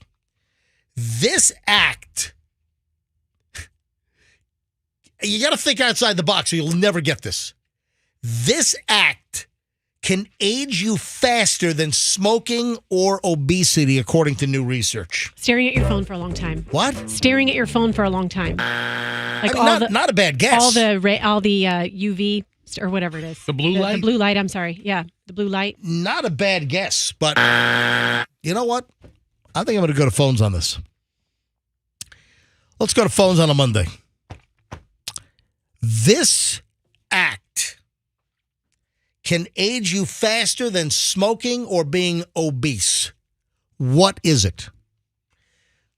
Let's go to the phones here on the MJ Morning Show. 800-990-1047. See, Froggy, I see you didn't foster a guess here. I was going to say something, but I held back. Okay, probably a good idea. All right, 800-990-1047. What will age you faster? There's a particular thing that people do, but it's not conventional. This something people do will age you faster than smoking or being overweight, being obese. What is it? 800-990-1047. Fire up the phone. Every line's ringing. Every line's going. Tell me. 800-990-1047. Let me grab Lori first in Largo. Lori, welcome to the MJ Morning Show. Hello. Welcome. And what do you think it is, Lori? Tanning. Tanning. No. Good guess. Listen, Lori, it is a good guess. I thought it was a good answer, but that is incorrect, but astute. Thank you, Lori. Thank you. I mean, you don't want to look like Magda in something about Mary, right? Jeez. Hey, God, it's time for me to tan. Let's grab Carrie in Sarasota. Hi, Carrie. Welcome to the MJ Morning Show. Hi. Carrie, what do you think will age you faster than smoking or being obese? Stressing. You know Good one. what? Good one. You know what? That's the closest so far. So you've got the closest guess over Roxanne or Fester or the previous caller, Lori. Not a bad guess. Let's grab Serena, wherever you are, Dade City. Serena, welcome to the MJ Morning Show. Serena? Hi. Hello, Serena. Are you having a very serene day? Yeah. All right, excellent. Okay. All right, Serena, what ages you faster than smoking or being obese? My guess was vaping. You know what? Serena, how old are you? Hi. No, Serena, turn your radio all the way down, okay? Trippy. She's talking to the radio Yeah, again. she is. Serena, Serena, can you hear Yeah. us? how old are you, Serena? I'm 13. Oh, that's awesome. And Serena, do you have school today, Serena? No. Oh, so no school in Pasco. Pasco as well. All right. Yeah. So can I ask why the heck you're up at 8:12 in the morning then? No kidding. Because I'm going to Webster. Oh, the Webster Flea Market. Have you ever been to the Webster Flea Market, MJ? no. It is awesome. It is the On a Monday? It is the only Monday flea market. Really? It is next Monday we're taking off. We should take off next Monday and go to the Webster Flea Market. It's awesome. I've been to Renninger's up in like Mount Dora area. No. Webster's its own Right. All right, experience. I got you. Hey, Serena, have fun. Okay, thank you. Does Not a Emmanuel bad Lewis guess. Make appearances. Yeah. No, Mr. Papadopoulos Yeah. is there scooping ice cream So- and making funnel cakes. Serena had a good guess, but incorrect. That was a good guess. Let's grab Jessica in St. Pete. Jessica, you're on the MJ Morning Show. Hi. Hey, good morning, guys. Hey, Jessica. All right, so what's going to age you faster than smoking or obesity? Not sleeping. Nope. I mean, Yeah, that's true. That'll kill you immediately. these are all decent guesses, but I told you, think outside of the box. This is unconventional. So, Jessica, what do you say? Walking out your front door. Oh, there you go. Seriously, right? Jessica, are you walking out your front door right now, Jessica? No, I'm getting ready to get gas. What kind of work do you do? We detail boats. Oh, that's awesome. Well, I don't have a boat. Well, it's they're quite abundant around here. Yeah, but Froggy's got a yacht. Yes, I'll call you. Yeah. All right, Jessica, thanks for the call. Lisa is in Hudson. Lisa, hi, welcome to the MJ Morning Show. Good morning. All right, what will age you faster than smoking or shoving your face and being obese? Stress. Yeah. Again, all these are decent guesses, but incorrect. All right, I'm going to take three. Andrew, stop. Every line is ringing. I'll take the three that you have screened right now, but the other ones that are ringing, just wave them off. I'm just going to give the answer, unless Jennifer, Richard, and Adam will be the final calls here. Hello, Jennifer. You're on the MJ Morning Show. Hi. Hi, morning, guys. What do you think it is? What will age you faster than smoking or being obese? Renting. I actually read an article recently. It's renting apartments or houses. Just the anxiety of You having mean like being a landlord or Wow. actually living in a rental? Living in a rental. Rent? That is a bizarre answer. Renting? That's outside the box, all right. All right, Yeah. and that's 100% right. What? That is correct. Yep. What? That renting and being a renter can age you faster than if you smoke or if you're obese. Having a renter could do it. It's bizarre. You're 100% right, Jennifer. And you recently read a story, right? Yes. Mm-hmm. Yeah, I read. That's where I got this from. Is I'm it like, just the anxiety of having a landlord and having somebody who you have to answer to every month that's not a bank or something like the that? stress of renting a home can actually serve to age people faster than if they smoke or if they're grossly overweight or were even unemployed. It's just the stress trying to pay the rent, moving, Stigma of renting can cause tenants to age. Listen to this, and there are numbers on this. This is according to the British Medical Journal, which is a real deal. This is not like some fly-by-night, like some kind of stupid survey by the National Association of Realtors that want you to buy a home versus renting. No, this is from the BMJ, which is the British Medical Journal, and there's actually a number attached to this that if you're a renter, the stress of renting a home or an apartment can actually age an individual this is bizarre, 2.5 weeks faster every year. Okay, come on. But also, how do they come up with that? Okay. Where do you get that number? Where do you get that stat? Well, I'm doing my own work over here, and I just found something that said if you have sex twice a week, that it keeps you 2 years younger than your real age, your biological age. So if you rent, just make sure you're doing it twice a week. In the rental unit. Right, in the rental unit, and it'll be a wash. All right. Here's your keys back, landlord. I did it in every room multiple times. Jennifer, thank you. You know, we only had women calling in on that. By the way, the final 2 calls were guys, and they hung up because Jennifer had the right answer. So, Jennifer, good. Where do you read that? I read it on the internet, on the homepage of the internet. I heard that place. Yeah. Jennifer, do you rent? Are you a renter? No, I'm an owner. Oh, okay. All right, fantastic. Jennifer, thanks for listening to the MJ Morning Show. Oh, have a good day, guys. Hey, Jennifer, just out of curiosity, do you have interest in seeing Billy Joel and Sting for the one-off concert together?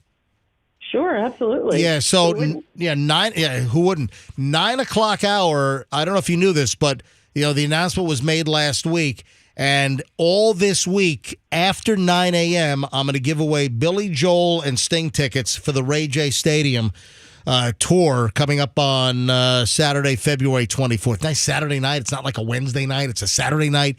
So make sure you listen after 9 every single day this week, okay? Awesome. Definitely. Always listening. All right, Jennifer, thank you. You guys have a good day. All right, so don't forget about that, folks. I almost blew up this promotion.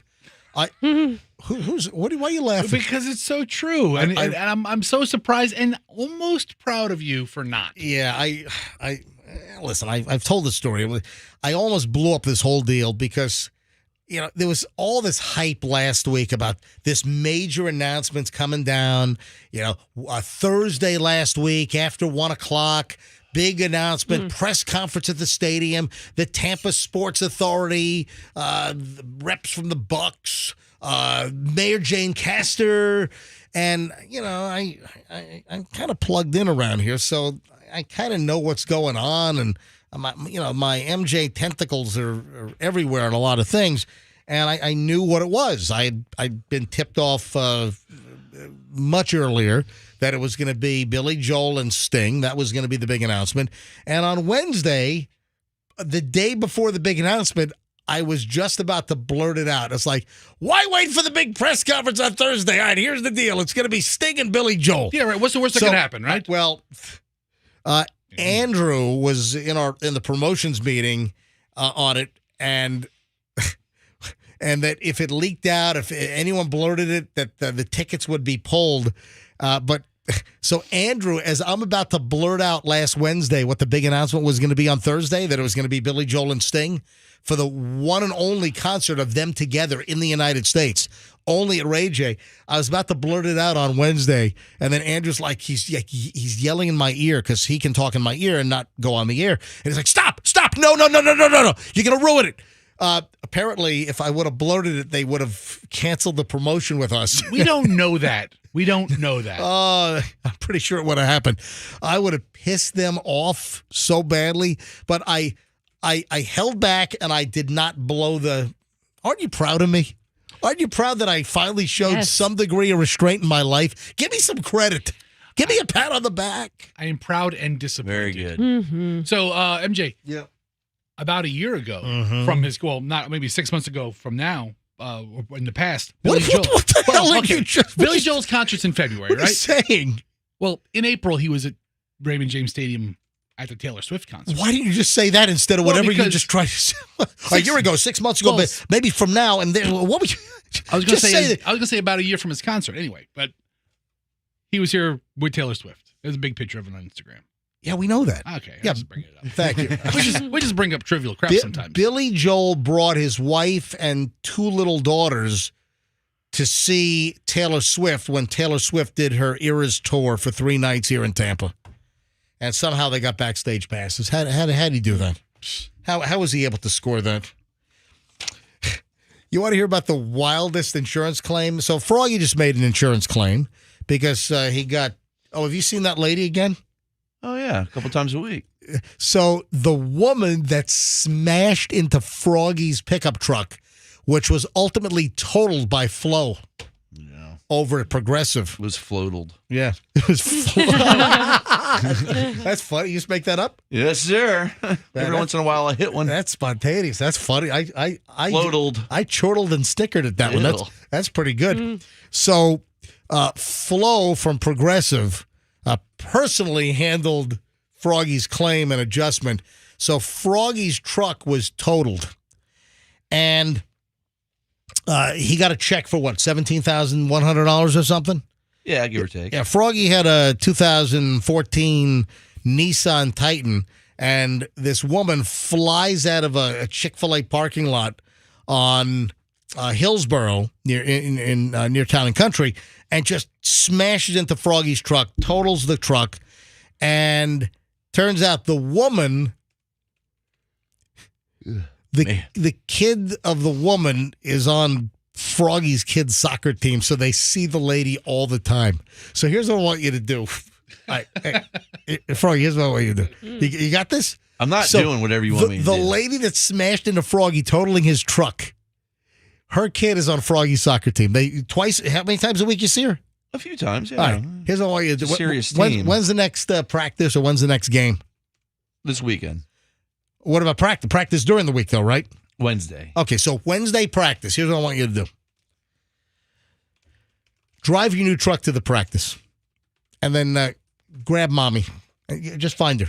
And just say, hey, I want to show you something. Yeah, I want to show you. Can you come over here? Just say, hey, follow me. Follow me. So you bring her to the parking lot, and you take her to your truck. And you say, this is my brand new Ford F-150 from Veterans Ford. Don't smash into it! Yeah, okay, I'll do that. I'll do that. I want you to videotape it. Oh, definitely. Oh, yeah, that sounds like a great idea. I want you to video it. I want you to roll it on your cell phone. That's going to go over really well. I think it'd be hysterical. Yeah, that'd be great. And then you flip the camera around and get her face reaction. She doesn't speak English, so it would be quite a reaction. That's what I want you to do. Anyway, so Froggy just had an insurance claim on his truck. Yes. And you know what's interesting, though, is that they both had Progressive. So it was the woman that barreled into Froggy and totaled his truck. She had Progressive, and then Froggy also had Flo and Progressive. It was Flo on Flo. Yeah. Did she get floatled also? That sounds a little kinky. Yeah, Flo on Flo. Flo versus Flo. Yeah. Oh. Did her car get totaled? I know where your mind is, Roxanne. I don't know. All right, so, no, her car's worse. I heard that her car was worse than Froggy's truck. Yeah, it was. So I'm sure her vehicle was totaled. Anyway, you want to hear about a bizarre insurance claim? Yes. Listen to this. This is in Texas, and this family was in one of those like wildlife drive-through parks, driving through the Fossil Rim Wildlife Center in Glen Rose, Texas. Carrie Hill was driving with her 18 and 15-year-old sons, as well as her 1-year-old granddaughter, when a giraffe stopped by the car, and the giraffe slipped and smashed through their windshield. No. It slipped? I've never seen a klutzy giraffe. Slipped on a banana peel left by the gorilla. No. Seriously. The giraffe slipped and bashed in the entire windshield of the vehicle. So can you imagine calling the insurance company? Yeah, I got a claim to make. Yeah, we had an accident with a giraffe. Jeez. That's crazy. Giraffes are really, really heavy animals. Yes. So is the place that they were at partially responsible, or is it just going to go to their insurance company? I don't know. You got to sign all kinds of forms. Yeah, I'm sure that you hold them harmless against a giraffe falling on your car? That's some really fine print stuff. Yeah, can you imagine though? Calling the insurance. Yeah, my windshield's all smashed in. Oh, how'd it happen, sir? We were hit by a giraffe. I don't like those drive-through zoos. I saw a woman get dragged out by a lion. No, one time. you did. Stop making. I promise you, I'll show you the video. Just like the kid that you saw decapitated on the Himalayan at some church carnival. You can bring up the video right now. A woman dragged out of a car by a lion. Hold on. You saw it on video. You didn't witness it personally. No, I would be scarred. He doesn't frequent these safari experiences. I seen a video of a woman. All right. So who is his insurance company? The Limu Emu? Well, that's kind of a funny joke, isn't it? Well, was that your joke too? It was. Oh, get out of here! Oh, I had no idea. So it would have been funny. If Great you joke, did it. minds. Yeah, so the Limu Emu And Doug. they actually did the adjustment on the giraffe damage, I thought the funnier joke was my follow-up one. which was what?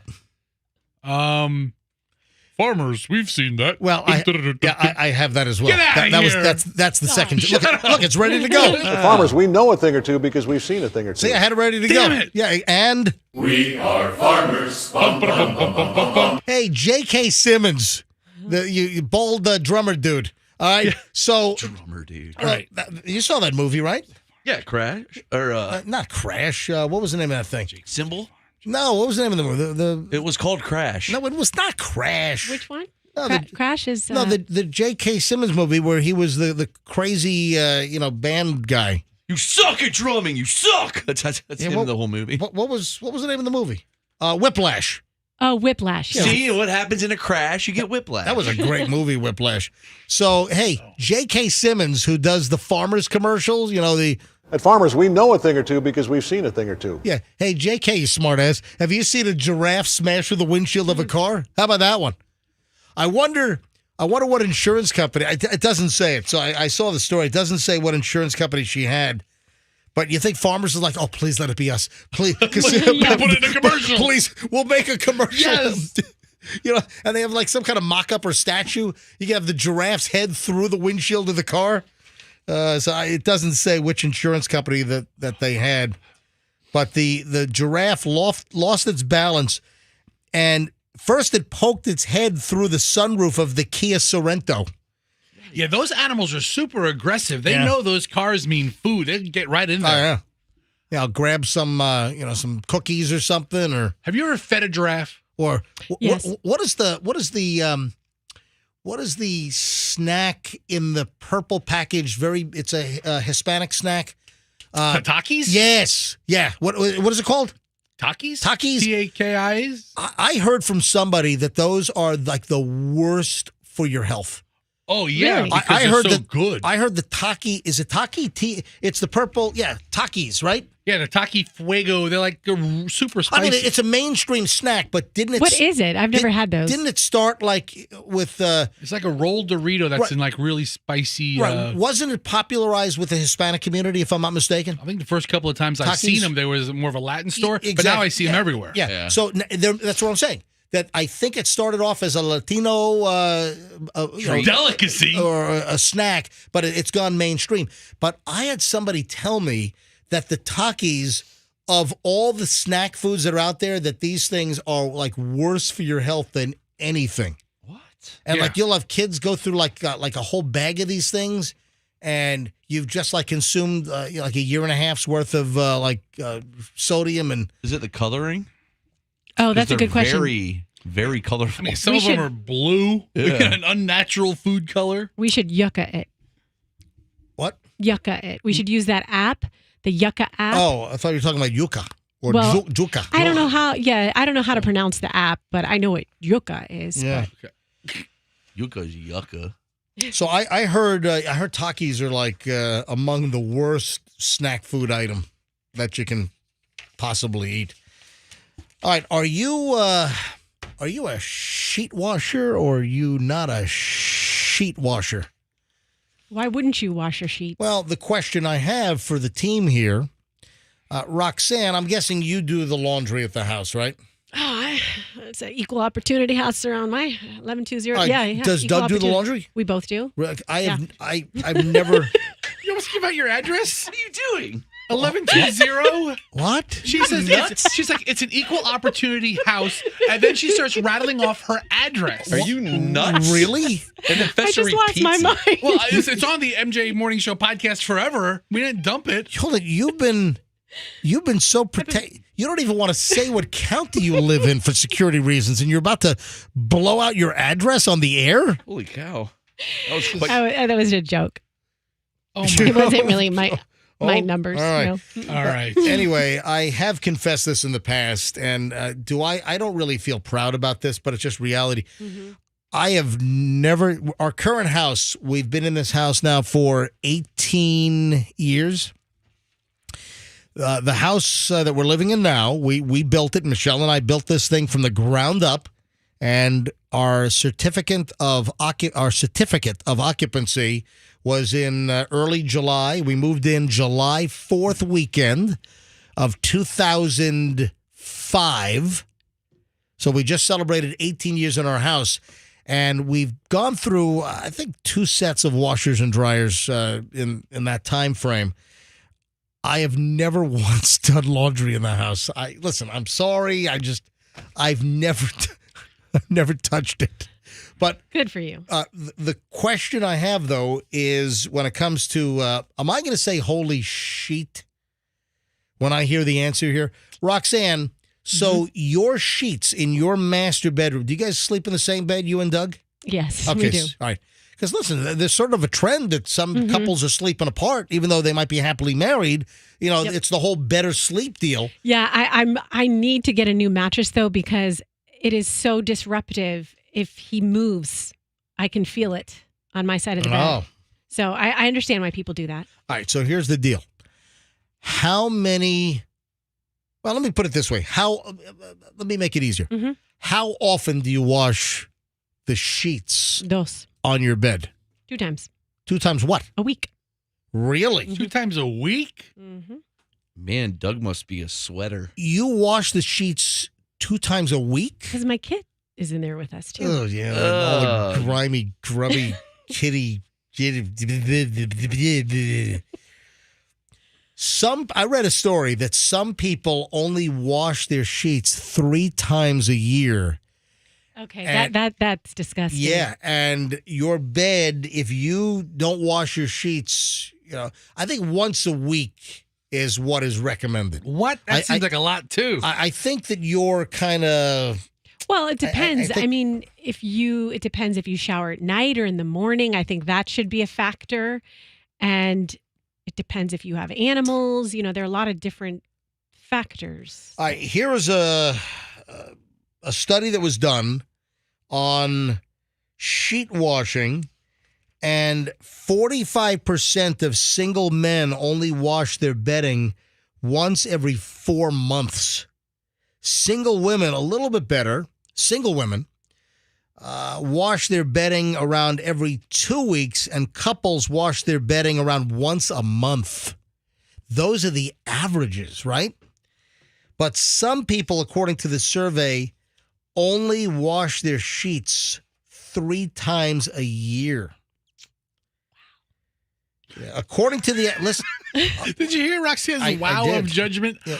No, it's I don't not even know. judgment. It's just like, wow, I'm just, okay. So according to experts, My management. duvet covers, sheets, pillowcases, they should be washed at a minimum once every 2 weeks. Now, we wash, I think Michelle has our stuff done once a week. We've got 2 sets. Yeah, I say we have double sets. Yeah, and so there's a clean one ready to go. And I tell you what, man, the sheets that we have, they're expensive as bleep, but they are amazing and they last. It's whatever the sheet is. The silk? No, it's not silk, but the Pope sleeps on the sheets that we have. Sheets are something you should invest in. I'm not cheating you. All right? The Pope, whatever brand. Hey, Fessa, go to Google. I can call Michelle. What she can brand tell. of sheets the Pope uses? What sheets does the Pope sleep on? That's the brand. Because for real? I swear, yes. I'm not making this up. I thought it was like an expression. No. Is it the frette? Yes, that's it. Fritte. That's the sheet. When we were last time we were in Florence, we even went there, Michelle, because Fritte. They have locations in the United States. I know they have one in Boston. They have a store in New York as well. And last time we were in Florence, 2 years ago, we bought another set in Florence. So we've got now you were some highfalutin. Oh, hold on. Scroll down. And then I got my sheets in Florence. The Pope sleeps. You know what? Let me see if Michelle will pick up the phone. Hang on a minute. Let me see. Because the other brand looks. Scroll down. So, Sephora. I think we've had both. Sheets, but I know the prices of these things are insane. But I'm telling you, folks, they are so worth it. Blah, blah. Were they hand woven by Ultra Boys? Well, no, but they're expensive, as I said. But first of all, they last a long time. So I think they last longer. But the thread count, just the feel, it's unbelievable. It's like you're in a religious experience. You know what? It's a Pope-like religious experience. Wow. Once Daviana's out of the bed, I'm going to buy those. I'm telling you right now. I will never buy those. How much are they? Seriously. They're expensive. So the Giza Sephora sateen sheets. Oh, I thought you were talking about, hi, Mike Lindell, for my Giza sheets are the best sheets you can buy. And please buy my sheets because I'm broke now. Do you see he's like bankrupt? Yeah. He has spent so How's much. that possible? Because legal fees. Because he went bonkers trying to prove election fraud, and he blew like $50 million. I mean, the guy, also, he got canceled. Didn't a lot of stores drop his product? So well, hang on a minute. Point is, so he went nuts buying into election fraud conspiracies, and he blew I think he blew over like $35 million. Well deserved. Well, hang on a minute. Then he's getting sued by the voting machine companies who he accused of like rigging their machines. So I saw a story over the weekend that Mike Lindell, hi, it's Mike Lindell with the My Pillow, that he owes, like, the legal firm that's been handling his lawsuit owes them millions of dollars and hasn't paid them their legal fees. So, yeah, Mike Lindell, he's in trouble. With the Giza sheets, I am Mike Lindell. Anyway, so the Sephora Giza sateen sheets for a queen set. Sateen. Yeah, they're sateen. I don't think we paid that much. Hang on, let me call Michelle's cell. Let me see. Yeah, I don't know if do we have. It's about as much as my Lincoln cost. Do we have Fritte now, or do we have Sephora? I think we've had both, but they're both like top sheet. So Fritte is a lot less than Sephora. Well, let me tell you right now that I almost. Is she working out? Yeah, she might be working out. She might be at the gym. Anyway, so I how do I say this without sounding really bad? All right, so when Michelle first bought these expensive sheets, I almost went ballistic. I mean, I did go ballistic. But then, you sleep in them, and then it's like, oh, man, these things really are nice. And this is like a simple luxury in life that you use every single day, and they last for years. I think one of our sets of this expensive Italian sheet, this Fritte, I think it lasted for 5 years. Wow. Yeah. I mean, so, you amortize the cost. Accountant girl over here, Roxanne, over 5 years, and do the math. $1 a night to sleep. But then if it feels so good and it lasts so long, I mean, it's worth treating yourself to some of these expensive sheets. Anything you can do to improve your sleep hygiene is worth it. Well, when my wife first told me the cost, I did go, holy shit. How many more times can I use that joke? So back in the day, before this wildly mediocre radio career of mine started blossoming, I worked in the Burdines linen department for like a summer.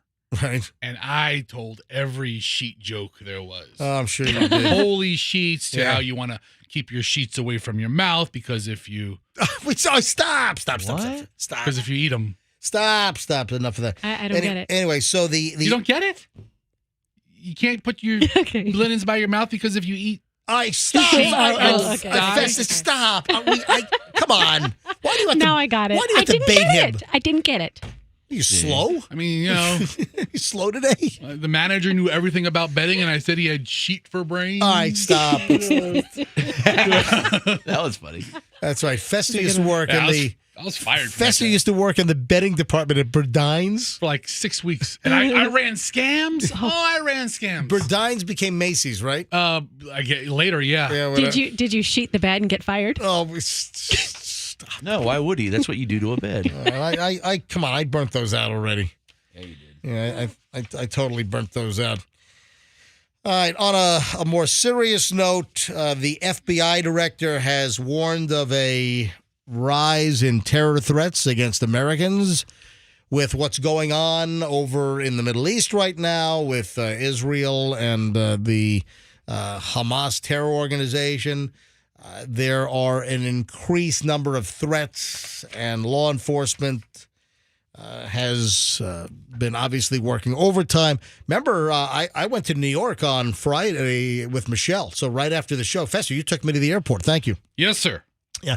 So Fester dropped me off on Friday. I mean, literally at 9:45, we shut down the show. Thank you for the new chauffeur cap, by the way. Yeah, I got a chauffeur cap. Looked Yeah. good on me. So Fester took me to the airport, and then I met Michelle. Michelle, drove the car, put it in the economy lot for us to pick up last night. And as we were flying to New York, there was a report that came out that the NYPD and the JTTF, the Joint Terrorism Task Force, that they had said that Friday the 13th that there was an increase, obviously, in presence in New York because of Hamas calling for a day of violence. They were calling for people. Day of jihad, right? Yeah, they were. That's right. It was a day of jihad, and they were calling for people to attack all over the world, attack just innocent people for a day of jihad. That's lovely. Is that pleasant? And so the NYPD on full alert as we were flying in, and I had seen in multiple sources that every single NYPD officer, like 34,000 or something, was told to come to work in uniform on Friday. So apparently they had like 34,000, whatever, 33,000, whatever the number is. Every single officer was told to, if you had a day off, cancel it. Everyone was supposed to be on the streets. And I did. When we got to New York, I did see a marked increase in NYPD presence. But beyond this Friday the 13th, call for action from, Hamas terrorists, the FBI head is saying that there is a rising number of terror threats against the United States, and there is concern for some homegrown copycats here in the United States. So just obviously be diligent and keep your eyes out and, just be aware. Head on a swivel, baby.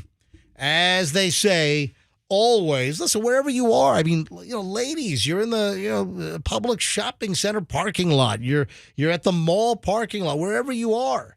You should always have your head on a swivel. Don't be aloof. Don't be unaware of your surroundings. Always be around of everything. Aloof does not mean that. The word you're trying to say is obtuse. Aloof does not mean what you just said it means. Yeah, I think you corrected me Yes, in the past. It drives me crazy. All right, whatever. I thought aloof meant like you don't pay attention to what's going on. You're just No, All right. ignorant. that is obtuse. All right, Fester just brought up. Aloof is what MJ is. Not friendly or forthcoming, cool and distant. That's what aloof means. So MJ's aloof. Yes. Right. You're very aloof. You are aloof. Yes. Okay, all right. Oh, you think I'm aloof? Yeah, you're Yeah. aloof. Oh, You're yeah. calling me, hold on. You're calling me not friendly or forthcoming. I'm cool and distant? You're very cool and distant. You think I'm cool and distant? Yes. Every morning I'm And- reminded how cool and distant you are. Well, how's that? You're as cool as the Fonz, bro. Yeah. Hey. Obtuse is annoyingly insensitive or slow to understand. Yeah, that's not right either. Slow to understand. So if you're walking through the parking lot and you're not aware of your surroundings, You're slow to understand. It wouldn't be obtuse or aloof. It's acute. It'd be something else. So what I've learned in the last minute Unaware. is that MJ is aloof, Fester is obtuse, Yes, you are. and Roxanne doesn't know the definition of either of them. Apparently. And Froggy's just awesome. Froggy's stoned. Damn right. I love him. I love that man. That's conjecture. That would be conjecture. All right. Conjecture. All right, quick break, folks. This brings to an end an hour and 20 minutes of nonstop MJ. Folks, we will give away the first pair of Billy Joel and Sting tickets after 9 o'clock. It's now 8:46, so after 9 o'clock, we'll give away Billy Joel and Sting tickets. Keep listening, folks. It's on the way. You could win the first pair. We'll do it all week long. Monday, Tuesday, Wednesday, Thursday, Friday. Every single day this week, after 9 o'clock, we're giving away these hot tickets for this one-night-only show. The only double appearance in the country is right here in Tampa Bay with Billy Joel and Sting for one night. So win tickets in minutes after 9 o'clock right here on the MJ Morning Show, and I'll tell you exactly when to phone in. Let me give you some...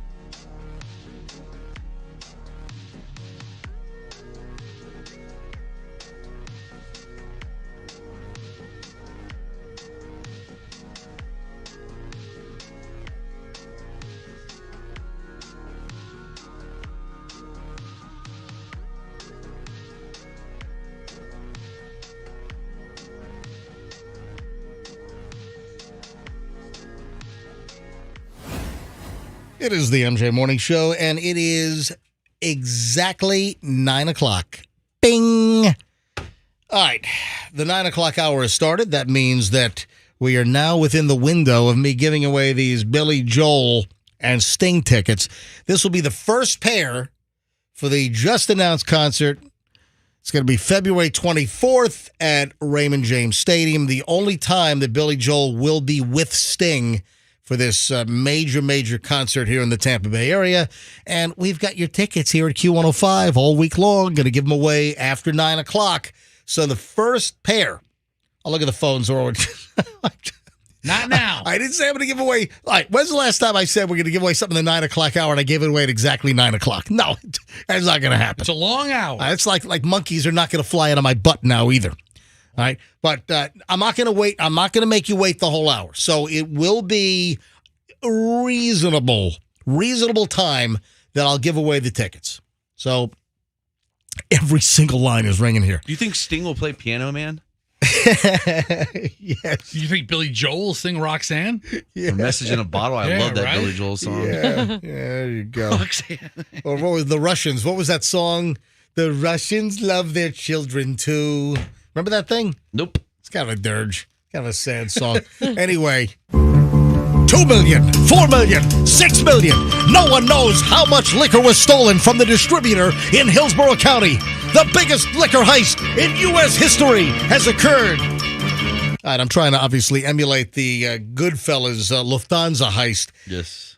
Did you hear about the liquor heist at Republic National? What's up with the liquor heist going on? This is weird. The story shows up on CNN, but it's not in the local news. Once in a while that happens. This is a huge story. This is weird. And, I know people that work for Republic National. You got the big beverage folks, Southern Wine and Spirits. And, what are they? Are they Breakthrough now? Did they change the name? And, you got the big three distributors. What is it? Like Breakthrough, Republic National, and what's the other one? I don't know. So, they distribute the bulk of the wine and the liquor in the Tampa Bay area and around the state of Florida. But listen, this was a CNN story, but I could not find this in the Tampa Bay Times. I could not find this on Channel 8's website, Channel 13, Channel 10, Channel 28, ABC Action News. I couldn't find this anywhere. So CNN, and I saw this when I was up in New York over the weekend. I'm like, huh? And I'm like, let me get some more detail. Because if I see like a national write-up, I want to go to the local sources because typically there are some more details and intricacies if it happens, locally. But we can't find this. Andrew, and you scoured, right? Andrew, turn your mic on. Andrew, our producer. So when I told you at 6 o'clock this morning, see if you can find this local.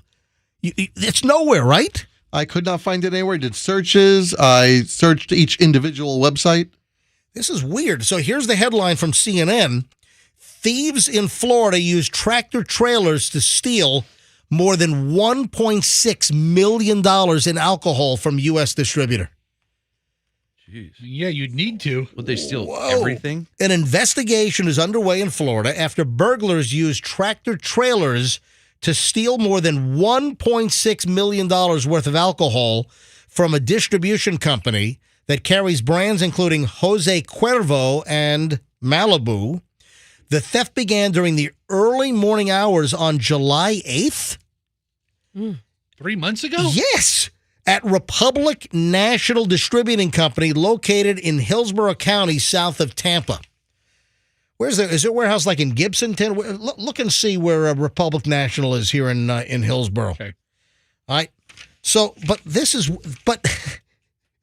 how did CNN get tipped off? And none of the other local stations are covering the story or local news.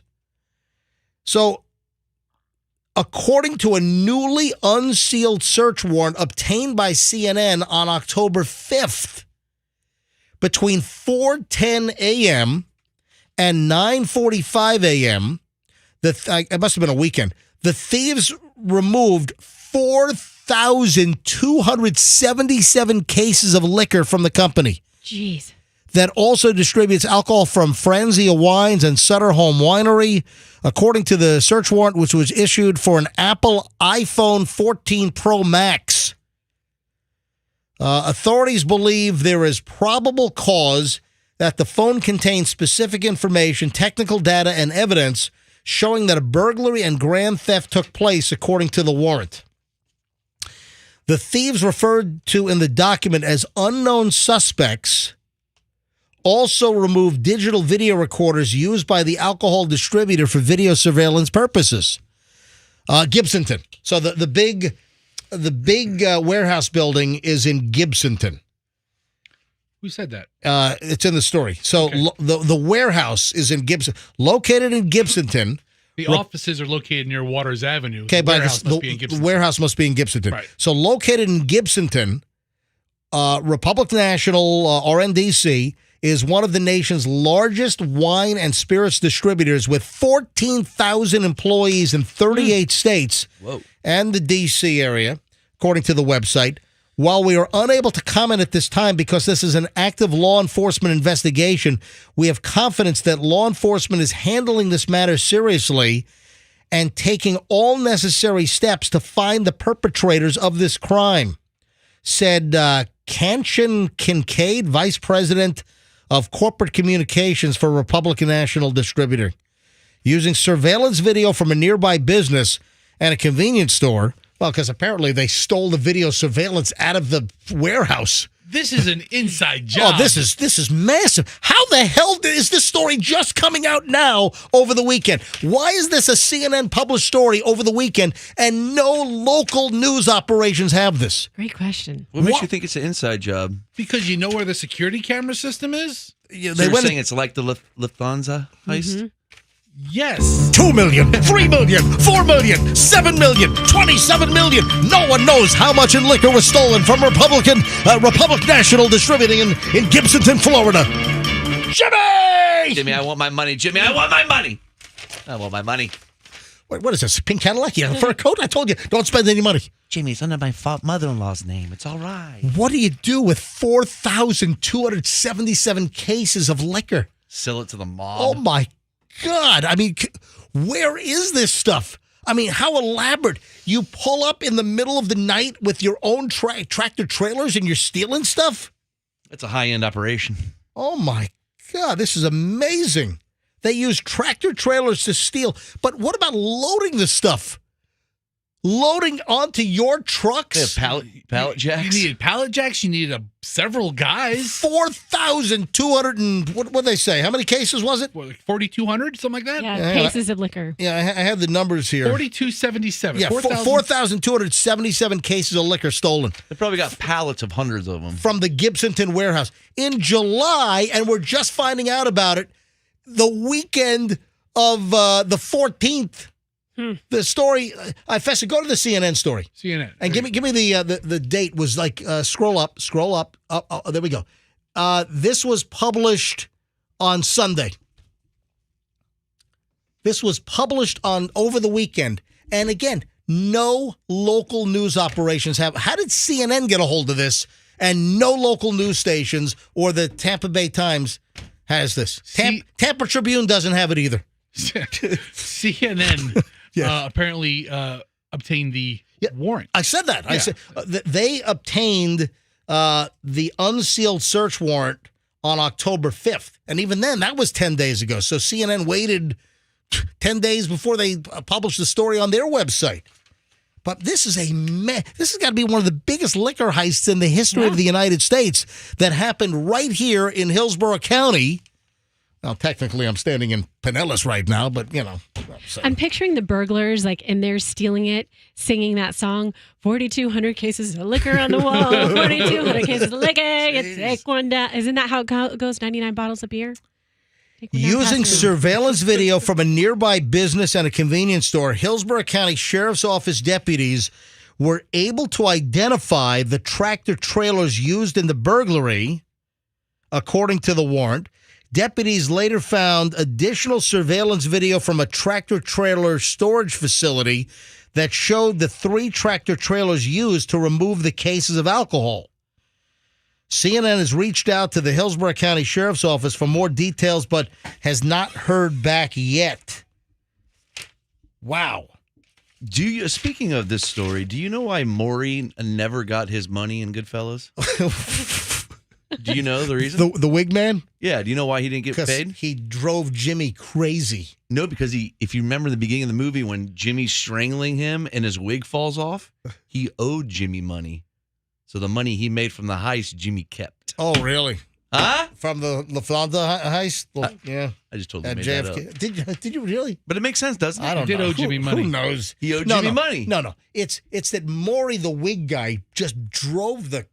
But he Guy- owed Jimmy remember- money. Remember Drove him they paid him a crazy. visit in the beginning? Yes. He's like, listen, Jimmy, the wig business is tough. He owed Jimmy money. So everybody out there, Goodfellas fans, there's your fact. Little Froggy fun fact. Anyway, I am just... Are you intrigued by that? I am totally intrigued by the liquor heist in Gibsonton to the tune of over $1.6 million, 4,277 cases at Republic National. What do you do with that much liquor? Man, I got friends that work. Let me text. You sell it to Dubai. Let me text. I mean, seriously, MJ, that liquor is on a boat and gone. That went straight to the port. They loaded it up, and it's in some Is other this destination. Same guys who got the Lukens one? Say it again. Is this the same? You think the same operation that wasn't Lukens robbed recently? No, no, that was a fire. They had a fire in Oldsmar, right. but but there was another liquor store heist. Store recently. totally reopened. Not to the tune of 4,200 cases. This is a big deal. Hang on, I know a big dude at Republic National. I'm texting him right now, talking about the liquor heist. Yes, listening to MJ talk text is really fascinating stuff. This is great. I sent off a text. Let's see if they respond. They've probably been put down in lockdown mode. They're probably not supposed to talk about anything over there. Yeah, I really can't talk about it, Dad. Sorry. It's crazy. Hey, speaking of things that might be addictive, ice cream and potato chips are just as addictive as cocaine and heroin? I saw that over the weekend. What? And I'll tell you right now, I've never robbed my grandmother over a mint chocolate chip. All right, this is my grandma had cherry vanilla. That was the go-to. Yeah, my grandmother always had that too. Yeah, why? Cherry vanilla. Back in the day, it was like just kind of like vanilla ice cream with chunks of frozen cherries. You know what I'm talking about? Horrible. So my you know what? I always kind of liked it all, actually. Oh, I thought it was terrible. It's good. But It's a good my flavor. grandma, man, cherry vanilla ice cream was like the staple. Constantly. I want my cherry vanilla, Hey, Todd. My Aunt Mildred, who lived in Hallandale, Aunt Mildred, she always had chocolate chip, not mint chocolate chip. She always had chocolate chip ice cream. Another good flavor. Yeah. So, Yeah. all right. So, listen, I can't believe that. Maybe as far as brain chemical goes, but clearly being addicted to cocaine and heroin is far worse than being They'll both kill you. addicted to chips and ice cream. They might kill you sooner. You can't get diabetes from Coke. A new analysis of what? You can't get diabetes. Oh, there we go. Use cocaine, you won't get diabetes. See? Yeah, brought to you by the National Froggy Cocaine Council. You probably won't Yeah, gain weight. There you go. I wasn't foreclosed on because I had cookie dough ice cream. Ultra-processed foods, or UPFs, are just as addictive as nicotine, cocaine, or heroin, according to experts. And more than 1 in 10 people are hooked. New analysis of 281 studies across 36 different countries says that a staggering 14% of adults are hooked on ultra-processed foods. And I do have to say, I have this one particular food that when I eat it, I do ask myself, Roxanne, are the same things, chemicals being released in your brain right now that would be released if you were doing like Coke or meth? And that is like dopamine or Yes, whatever I the can brain chemicals feel are. it. Yes, and I have an urge to go eat this particular food in private in a hotel room. I can virtually see all the wacko chemicals being released in your brain daily when I look at you. It's chicken salad chick. You ever have that stuff? I have been there. I don't know what it is about that stuff, but it makes me feel. It's chicken crack for you? Yes. Chicken salad chick's a good place. I mean, it does something. Like, I don't want anyone else to eat it with. I just want to eat it by myself. Do you have a pipe? Did you smoke that tuna? Do you put the chicken salad chick stuff in a little crack pipe? You lighten up? Mm-hmm. You I'm so passionate about it. I actually proposed to one of the. You snorting it? You proposed to one of the workers in the back? I'll dump Doug if you get me free chicken salad chick. Is that what you're about to say? No, I proposed to one of the sales execs here at Beasley that we do a campaign, and it had to do with like moms that just, it's like their dirty little secret, and they want to go eat it in a hotel room. That's Why nobody a went hotel for room? it. Are you? Who wants to get a $200 hotel room just to eat some chicken salad? Hold on, I think I know where some of that liquor went from Republic National. Can you smell her breath? Do they distribute White Claw? Because they probably had a drop off before they went to the port. I will tell you this. Are you okay? They didn't go for it. I think it was not wholesome enough. What? A lot's changed in the last couple years. All right. So, anyways, but it's good. Yeah, Michelle gets a chicken salad chicks, every once in a while. Yeah, so we have one in South Tampa on Kennedy. Mm-hmm. She doesn't scarf it down and lie to her husband about it and rent rooms under aliases. But listen to this. Exactly. Hold on, you rent hotel rooms and binge on chicken salad chick? Listen to what she's saying. And look at her laughing. No, come on. Look at this. She's I've never actually done it, but I have the urge to. Are you medicated? No. Are you medicated? Are you okay? You should be. If you're not, I'm just checking. I'm just a wellness check. Yeah. Okay, I'm good. On Roxanne. I'm good. All right, so this is what I don't understand. So the ultra processed foods, or the UPFs, again, the story headline is ice cream and potato chips are just as addictive as cocaine or heroin, according to research. But it talks about UPFs, the ultra processed foods, being like sausage, ice cream, biscuits, soft drinks, sugary cereals. But ice cream. Now, I know it's in my ice cream. When I make ice cream, it's milk, cream, sugar, some mint extract if I'm making mint chocolate chip. I've got the chocolate that I'll add. My vanilla, it's Madagascar vanilla beans that I'm scraping. I'm using a double fold high quality extract as well. It's milk, it's cream, it's sugar, a pinch of salt. There's nothing ultra processed about what I'm making. So it must be like the store brands where it has all the the chemicals and all that junk in there. Yeah. Like I don't know, polysorbate 80 and guar gum and corn syrup and listen, corn syrup is used instead of cane sugar because it's cheaper.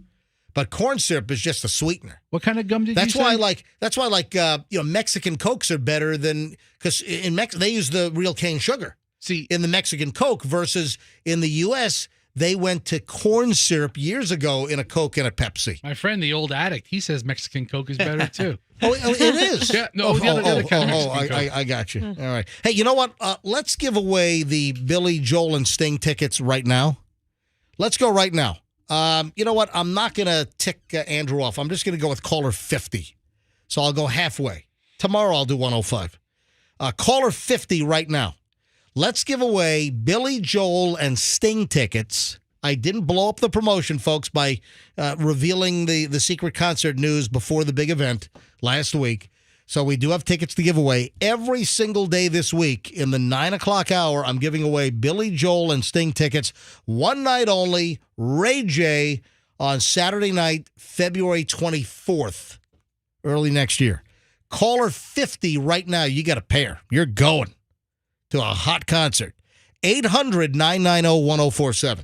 So caller 50, 800-990-1047. So keep listening. I told you I was going to make you wait the whole hour. Look, I think it's reasonable. I'm doing it at 9:18. I think it's a reasonable time. All right, so caller 50 right now, 800-990-1047, and you'll win Billy Joel and Sting. A pair of tickets for you right now. But I look at my ice cream, and my ingredients are all wholesome. For instance, like biscuits. Michelle my lovely wife, makes incredible biscuits. I mean, she's got the White Lily self-rising flour. The Land O'Lakes or Challenger butter, frozen, of course, to get the steam release at its best. And what else is in that? The flour, you got to have the buttermilk. So are you saying all these wholesome, organic, fresh ingredients make it less addictive? No, just real food makes it a not a highly processed product. without all the processed Okay. stuff. But if you look at a biscuit, look at the ingredients for like a biscuit at a fast food restaurant. Look at all the ingredients that are in that biscuit. I mean, it's a lot of chemicals, a lot of stuff in there. But the stuff we make at home are not highly processed. I think we make some pretty clean foods at our house. And I'll tell you what, Michelle, when she makes those biscuits, it's like crack. And the secret, though, first of all, to make a good Southern buttermilk biscuit, follow the Southern Living recipe. So, Michelle, people say, hey, what's the recipe? Just go to Google and get the famous Southern Living magazine, Southern buttermilk biscuit recipe. That's what you want to follow. But don't skip. You got to get the whole fat buttermilk. Don't do the low fat buttermilk. Stop it. The green and yellow label, they have it at Walmart. They have it at Publix. I think it's Marburger. Get the whole fat buttermilk. And you got to have White Lily self-rising flour, the green label. It's a must. White Lily.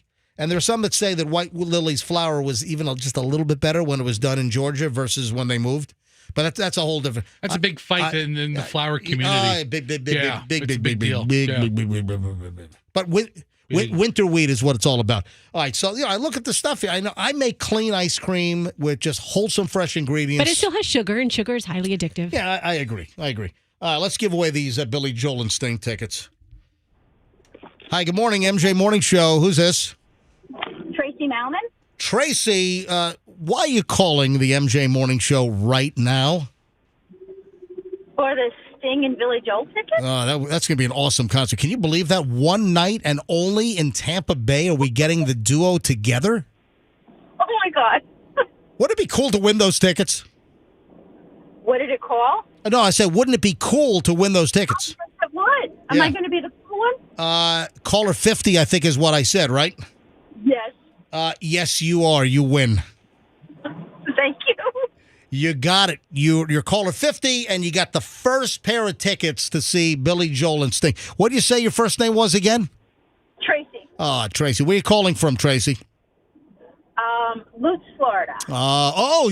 Hey, that's where Fester lives. Yeah, not too far. Right. Yeah, that's right. We're up in L.A. I love the L.A. residents. Right, yeah, so Fester's a Lutz resident. Hey, Tracy, congratulations. You're going to see Billy Joel and Sting at Ray J on Saturday night, February 24th. And you got the tickets courtesy of the MJ Morning Show and Q105. Thank you. All right, Tracy, hold on a minute. And Andrew, the producer, is going to pick up and get all your information so you can get your tickets, all right? Okay, thank you. Are you a regular MJ Morning Show listener? Yes, I am. Do you like biscuits and ice cream? I like ice cream. Okay, I'll have you over to the house soon, okay? Okay. No, he won't, Tracy. Hold on, Tracy. He says that to everybody. Andrew, grab Tracy on line 4. There we go. The first winner, and that's 1 of 5 this week. So we'll do it again tomorrow, Wednesday, Thursday, and Friday. More tickets to see Sting and Billy Joel for this one-off amazing show that was just announced. So thanks to everyone that tried to call in and win. Tracy and Lutz just won, but you got a shot for the rest of the week. Again, after 9 o'clock, every single day this week, your chance to win here on the MJ Morning Show on Q105. All right, final chunk of the show is next. And I have a lot of stuff that we haven't gotten to yet. Yep, I'll get to the, the holiday decorations, the Halloween stuff's really in full gear. Right. You want to hear a spooky Halloween story? Yes. I have a spooky decoration story. This is going to turn the neighborhood into like some kind of, creepy legend status. I'll explain in a minute. You got to hear this. So if your neighborhood is covered, if you got the 1 or 2 people in the neighborhood just go all out for Halloween, you got to hear this story. And we'll get to that, among other things, in the final chunk of the MJ Morning Show next here on Q105. Hey.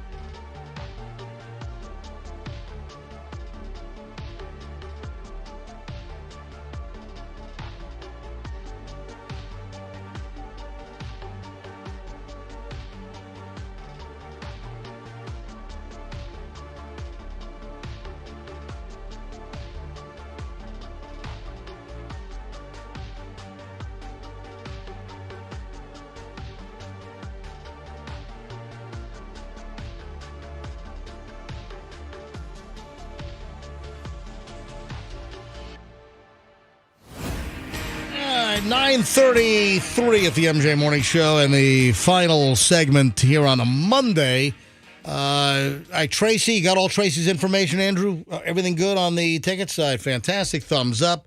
So our first winner of the Billy Joel and the Sting tickets for the concert, the one-off show with these two here in Tampa Bay, only where they'll appear together. Only here in Tampa at Ray J in February, and we've got tickets all week long. Tracy from Lutz was our first winner for the Sting and Billy Joel tickets, and we'll do more tomorrow, then Wednesday, then Thursday, and Friday. It's every single day this week here on the MJ Morning Show.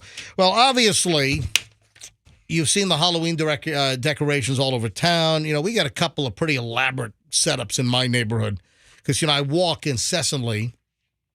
You know, I do about 20 miles a week in the neighborhood. Hey, I got off a plane yesterday at 6 o'clock. We were wheels down at Tampa International at 6 o'clock exactly last night. We were delayed like 20 minutes leaving LaGuardia because the bathroom was busted. Because, Delta kind of runs I like Delta. Delta is my preferable airline, but they do have a tendency to run airplanes into the ground. I mean, not literally, but, they fly them forever. Like, going up to New York, we were on a 25-year-old Airbus. Luckily, the interior was refurbed, but we were on a very old Delta 737-800 recently, and that interior was not refurbed, and it was awful. And then, Michelle and I, we flew to Edinburgh before Chloe came back. We were in Edinburgh, last March, and we actually flew first class. We flew Delta 1 from JFK to Edinburgh on a 767-300, and, man, the interior was miserable. They ended up giving us, 30,000 miles. Good. Because, Michelle's seat was broken. The tray didn't work. Michelle in Delta 1 first class had to hold her meal tray on her lap because the tray was busted. That's not quite the Delta 1 experience I'm looking for. No, but I like Delta. I mean, I'll give you a story. I mean, Delta is my preferable airline. And they're in a fleet renewal right now, which is a very positive thing. But, again, Delta, I'm flying Delta 9 times in a month. So yesterday was my Friday and Sunday were 2 Delta flights. So now I've got 7 more Delta flights between now and Thanksgiving. That's a lot. It's a lot of flying, man. That's a lot of flying. So listen, Delta is my preferable airline, but listen, I'm not gonna if I think that an airplane's in crappy shape, I'm not gonna let them slide. I want Delta to get better. It is my preferable number one choice, but still. Say it again. I flew Spirit to Atlanta a couple of weeks ago. No issues. No issues. So, no food service, no drinks, but no issues So either. the bathroom was busted. On your plane? No, at LaGuardia, the Airbus we flew yesterday was an A320, and that plane was 24 years old, and we were delayed in boarding, and they just didn't make an announcement. So finally, I had to go up to the front desk and I said, "Hey, we're about 15 minutes late in boarding the plane, and no announcements." "Oh yeah, the bathroom's broken. They're trying to fix it." I'm thinking to myself, "Don't you think you ought to make an announcement?" Folks, we're delayed in boarding. That was LaGuardia. I think they were on their phone doing their nails or whatever. All right, so we get on the plane, and I was near the front of the plane, not first class. We were not in first class, but I did have to go to the bathroom a little later on, and I did go to the back because you're not. If you're not in first class, you're not supposed to use the forward lav. That's supposed to be reserved for the first class customers or the business class customers only. So I did the right thing, and I walked from nearly the front of the plane all the way to the back. All the way to the back. And there are 2 lavatories in the back, and one of them was all red taped up with crime scene tape. Oh. Yeah, the whole door was somebody blew that place up. It was do not use and don't say blow up with airplanes. All right, so what it was though, apparently the toilet actually worked. The latch was broken. So the door couldn't close or whatever. So there was all this red tape all over the door frame, do not use, out of service, not operable, whatever it was. Did you fix it? Yeah, I got my, I have a Dremel with me and a little screwdriver. Right. Yeah, I fixed it. All right. Good I'm now in the Airplane Mechanics Union. Yeah, I went to Embry-Riddle Aeronautical University. All right. Impressive. Hey, just a latch. Where was I? I was about to say something. I'm not sure.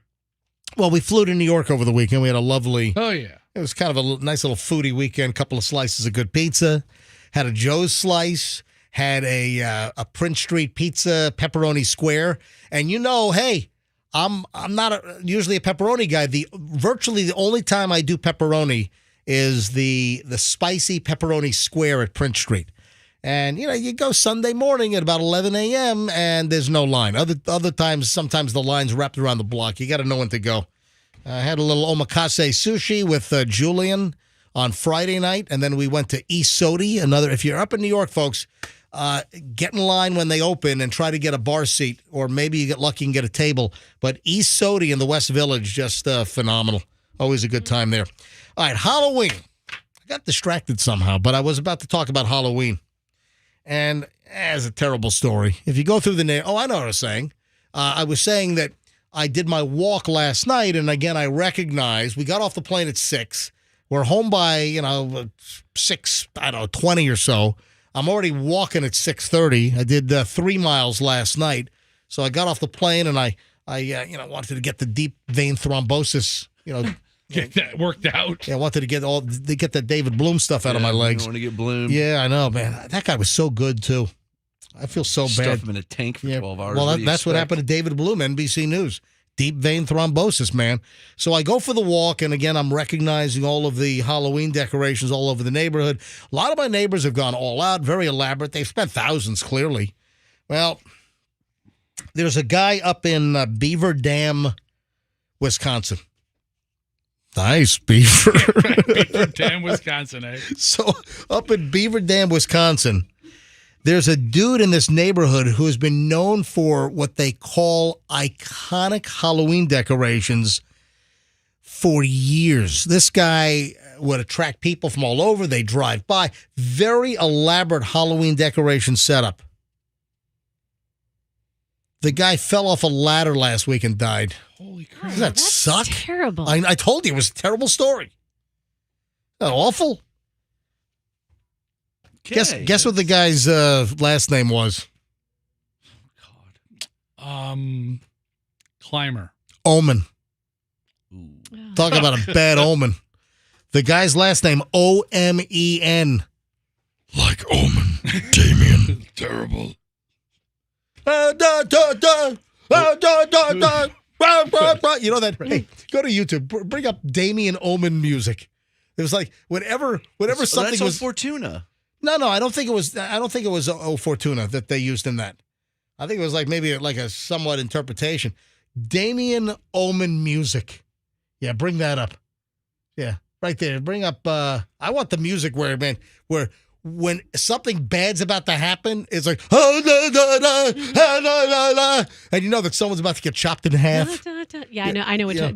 I know what it is. I can't think of it. I don't think it's O Fortuna. Oh, here we go. All right, fast forward a little bit. Yeah, I mean, what are we going to do? Yeah, keep going. Keep going. I need. Okay. Oh, that's a nice scene, right? That's not the stuff I'm looking. I'm looking for the right. You know, that's the music. Is that terrible? The guy falls off a ladder while like tweaking his decorations. That's like what he said when he fell. Oh, man. What? He said, "Oh man," when he fell. Oh man! Jeff Omen often wore a skull-covered cap. His friend Mary Meyer, Of course, her last name is Meyer. her husband Michael Meyer, said that he was a great man. Yeah, I guess he was on a ladder, fell off the ladder. And, I mean, how weird is that? You're putting up spooky Halloween decorations and you fall off the ladder? That whole play, it's going to be like the haunted legend of Jeff Omen from now on. People are going to claim to, like, see him floating around Halloween time.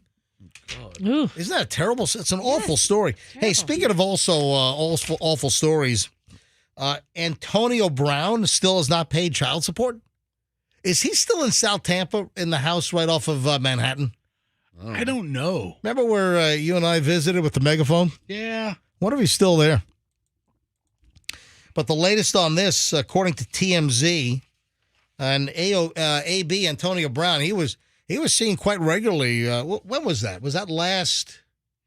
Was it a year ago? A little over a year ago? It might have been a year ago. You know, he was seen tooling around in like this $350,000 black Rolls Royce SUV.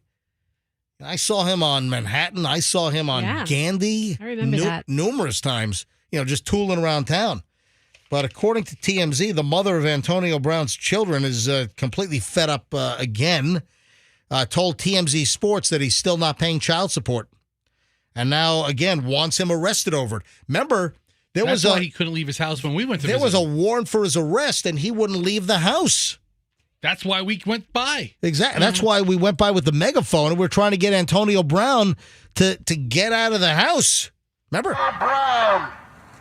Antonio Brown, this is the MJ Morning Show. Please come out. Antonio Brown, this is the MJ Morning Show. If you come out, I have a PDQ combo meal coupon for you. And he didn't come out, Well, but amazingly. he looked through the window. the second floor window. He looks out to see what the hell's going on. And then an undercover TPD guy comes by and says, hey, all right, MJ and Fester, right, we let you go long enough here, but we got a situation here. Can you guys just leave? I'm like, of course we can. But because the whole place was under surveillance. Because remember, the story was that he was holed up inside. They thought he had guns and everything. I think they were concerned that AB might start shooting at us through the window. So thank you, TPD, for looking out for us. Anyway, Will Treese Jackson, who gave birth to Brown's daughter, Antonia, spoke with TMZ about the ex this week, owes her nearly $31,000. Cops have already been ordered by the court to arrest Brown after a judge ruled back in August that he missed child support pay. So now they're looking for him again. So where the hell is he now? Anyone know where Antonio Brown is? Maybe we got to go back over with a megaphone. What do you think, Fester? Let's go. Yeah, let's go back today. Yeah, we have nothing to do. No, I do. I got to pick up the dogs from the kennel. I'm and all wide that. open. Yeah. It's a great day. Yeah, I got the uncomfortable kennel deal where, the kennel doesn't. Well, They're going to ask for a tip. They got the tip screen. Yeah, that's right. I never do that. So I got to go I'm picking up the dogs right now at the kennel because we were away this weekend. So I'm going to head out literally right now. Before I do my workout, I'm going to go grab the dogs, take them home. And yeah, they have the tip screen. It's like, listen, the kennel's expensive enough. You know, all this guilt tipping, all the places that never had a tip screen now have a tip screen. And I don't get suckered in. I don't. I'm sorry. I tip when tipping is worthy and earned. And I'm sorry, there are certain things that I just don't think you have to tip. All right. So, all right, folks, have a great day. We'll do more Sting and Billy Joel tickets tomorrow morning right after 9 o'clock. And we'll see you back here tomorrow. Folks, my Instagram is Certified MJ Radio. Need to drop me an email. My personal email is mj@mjmorningshow.com. And we'll see you tomorrow, folks, and let's be careful out there.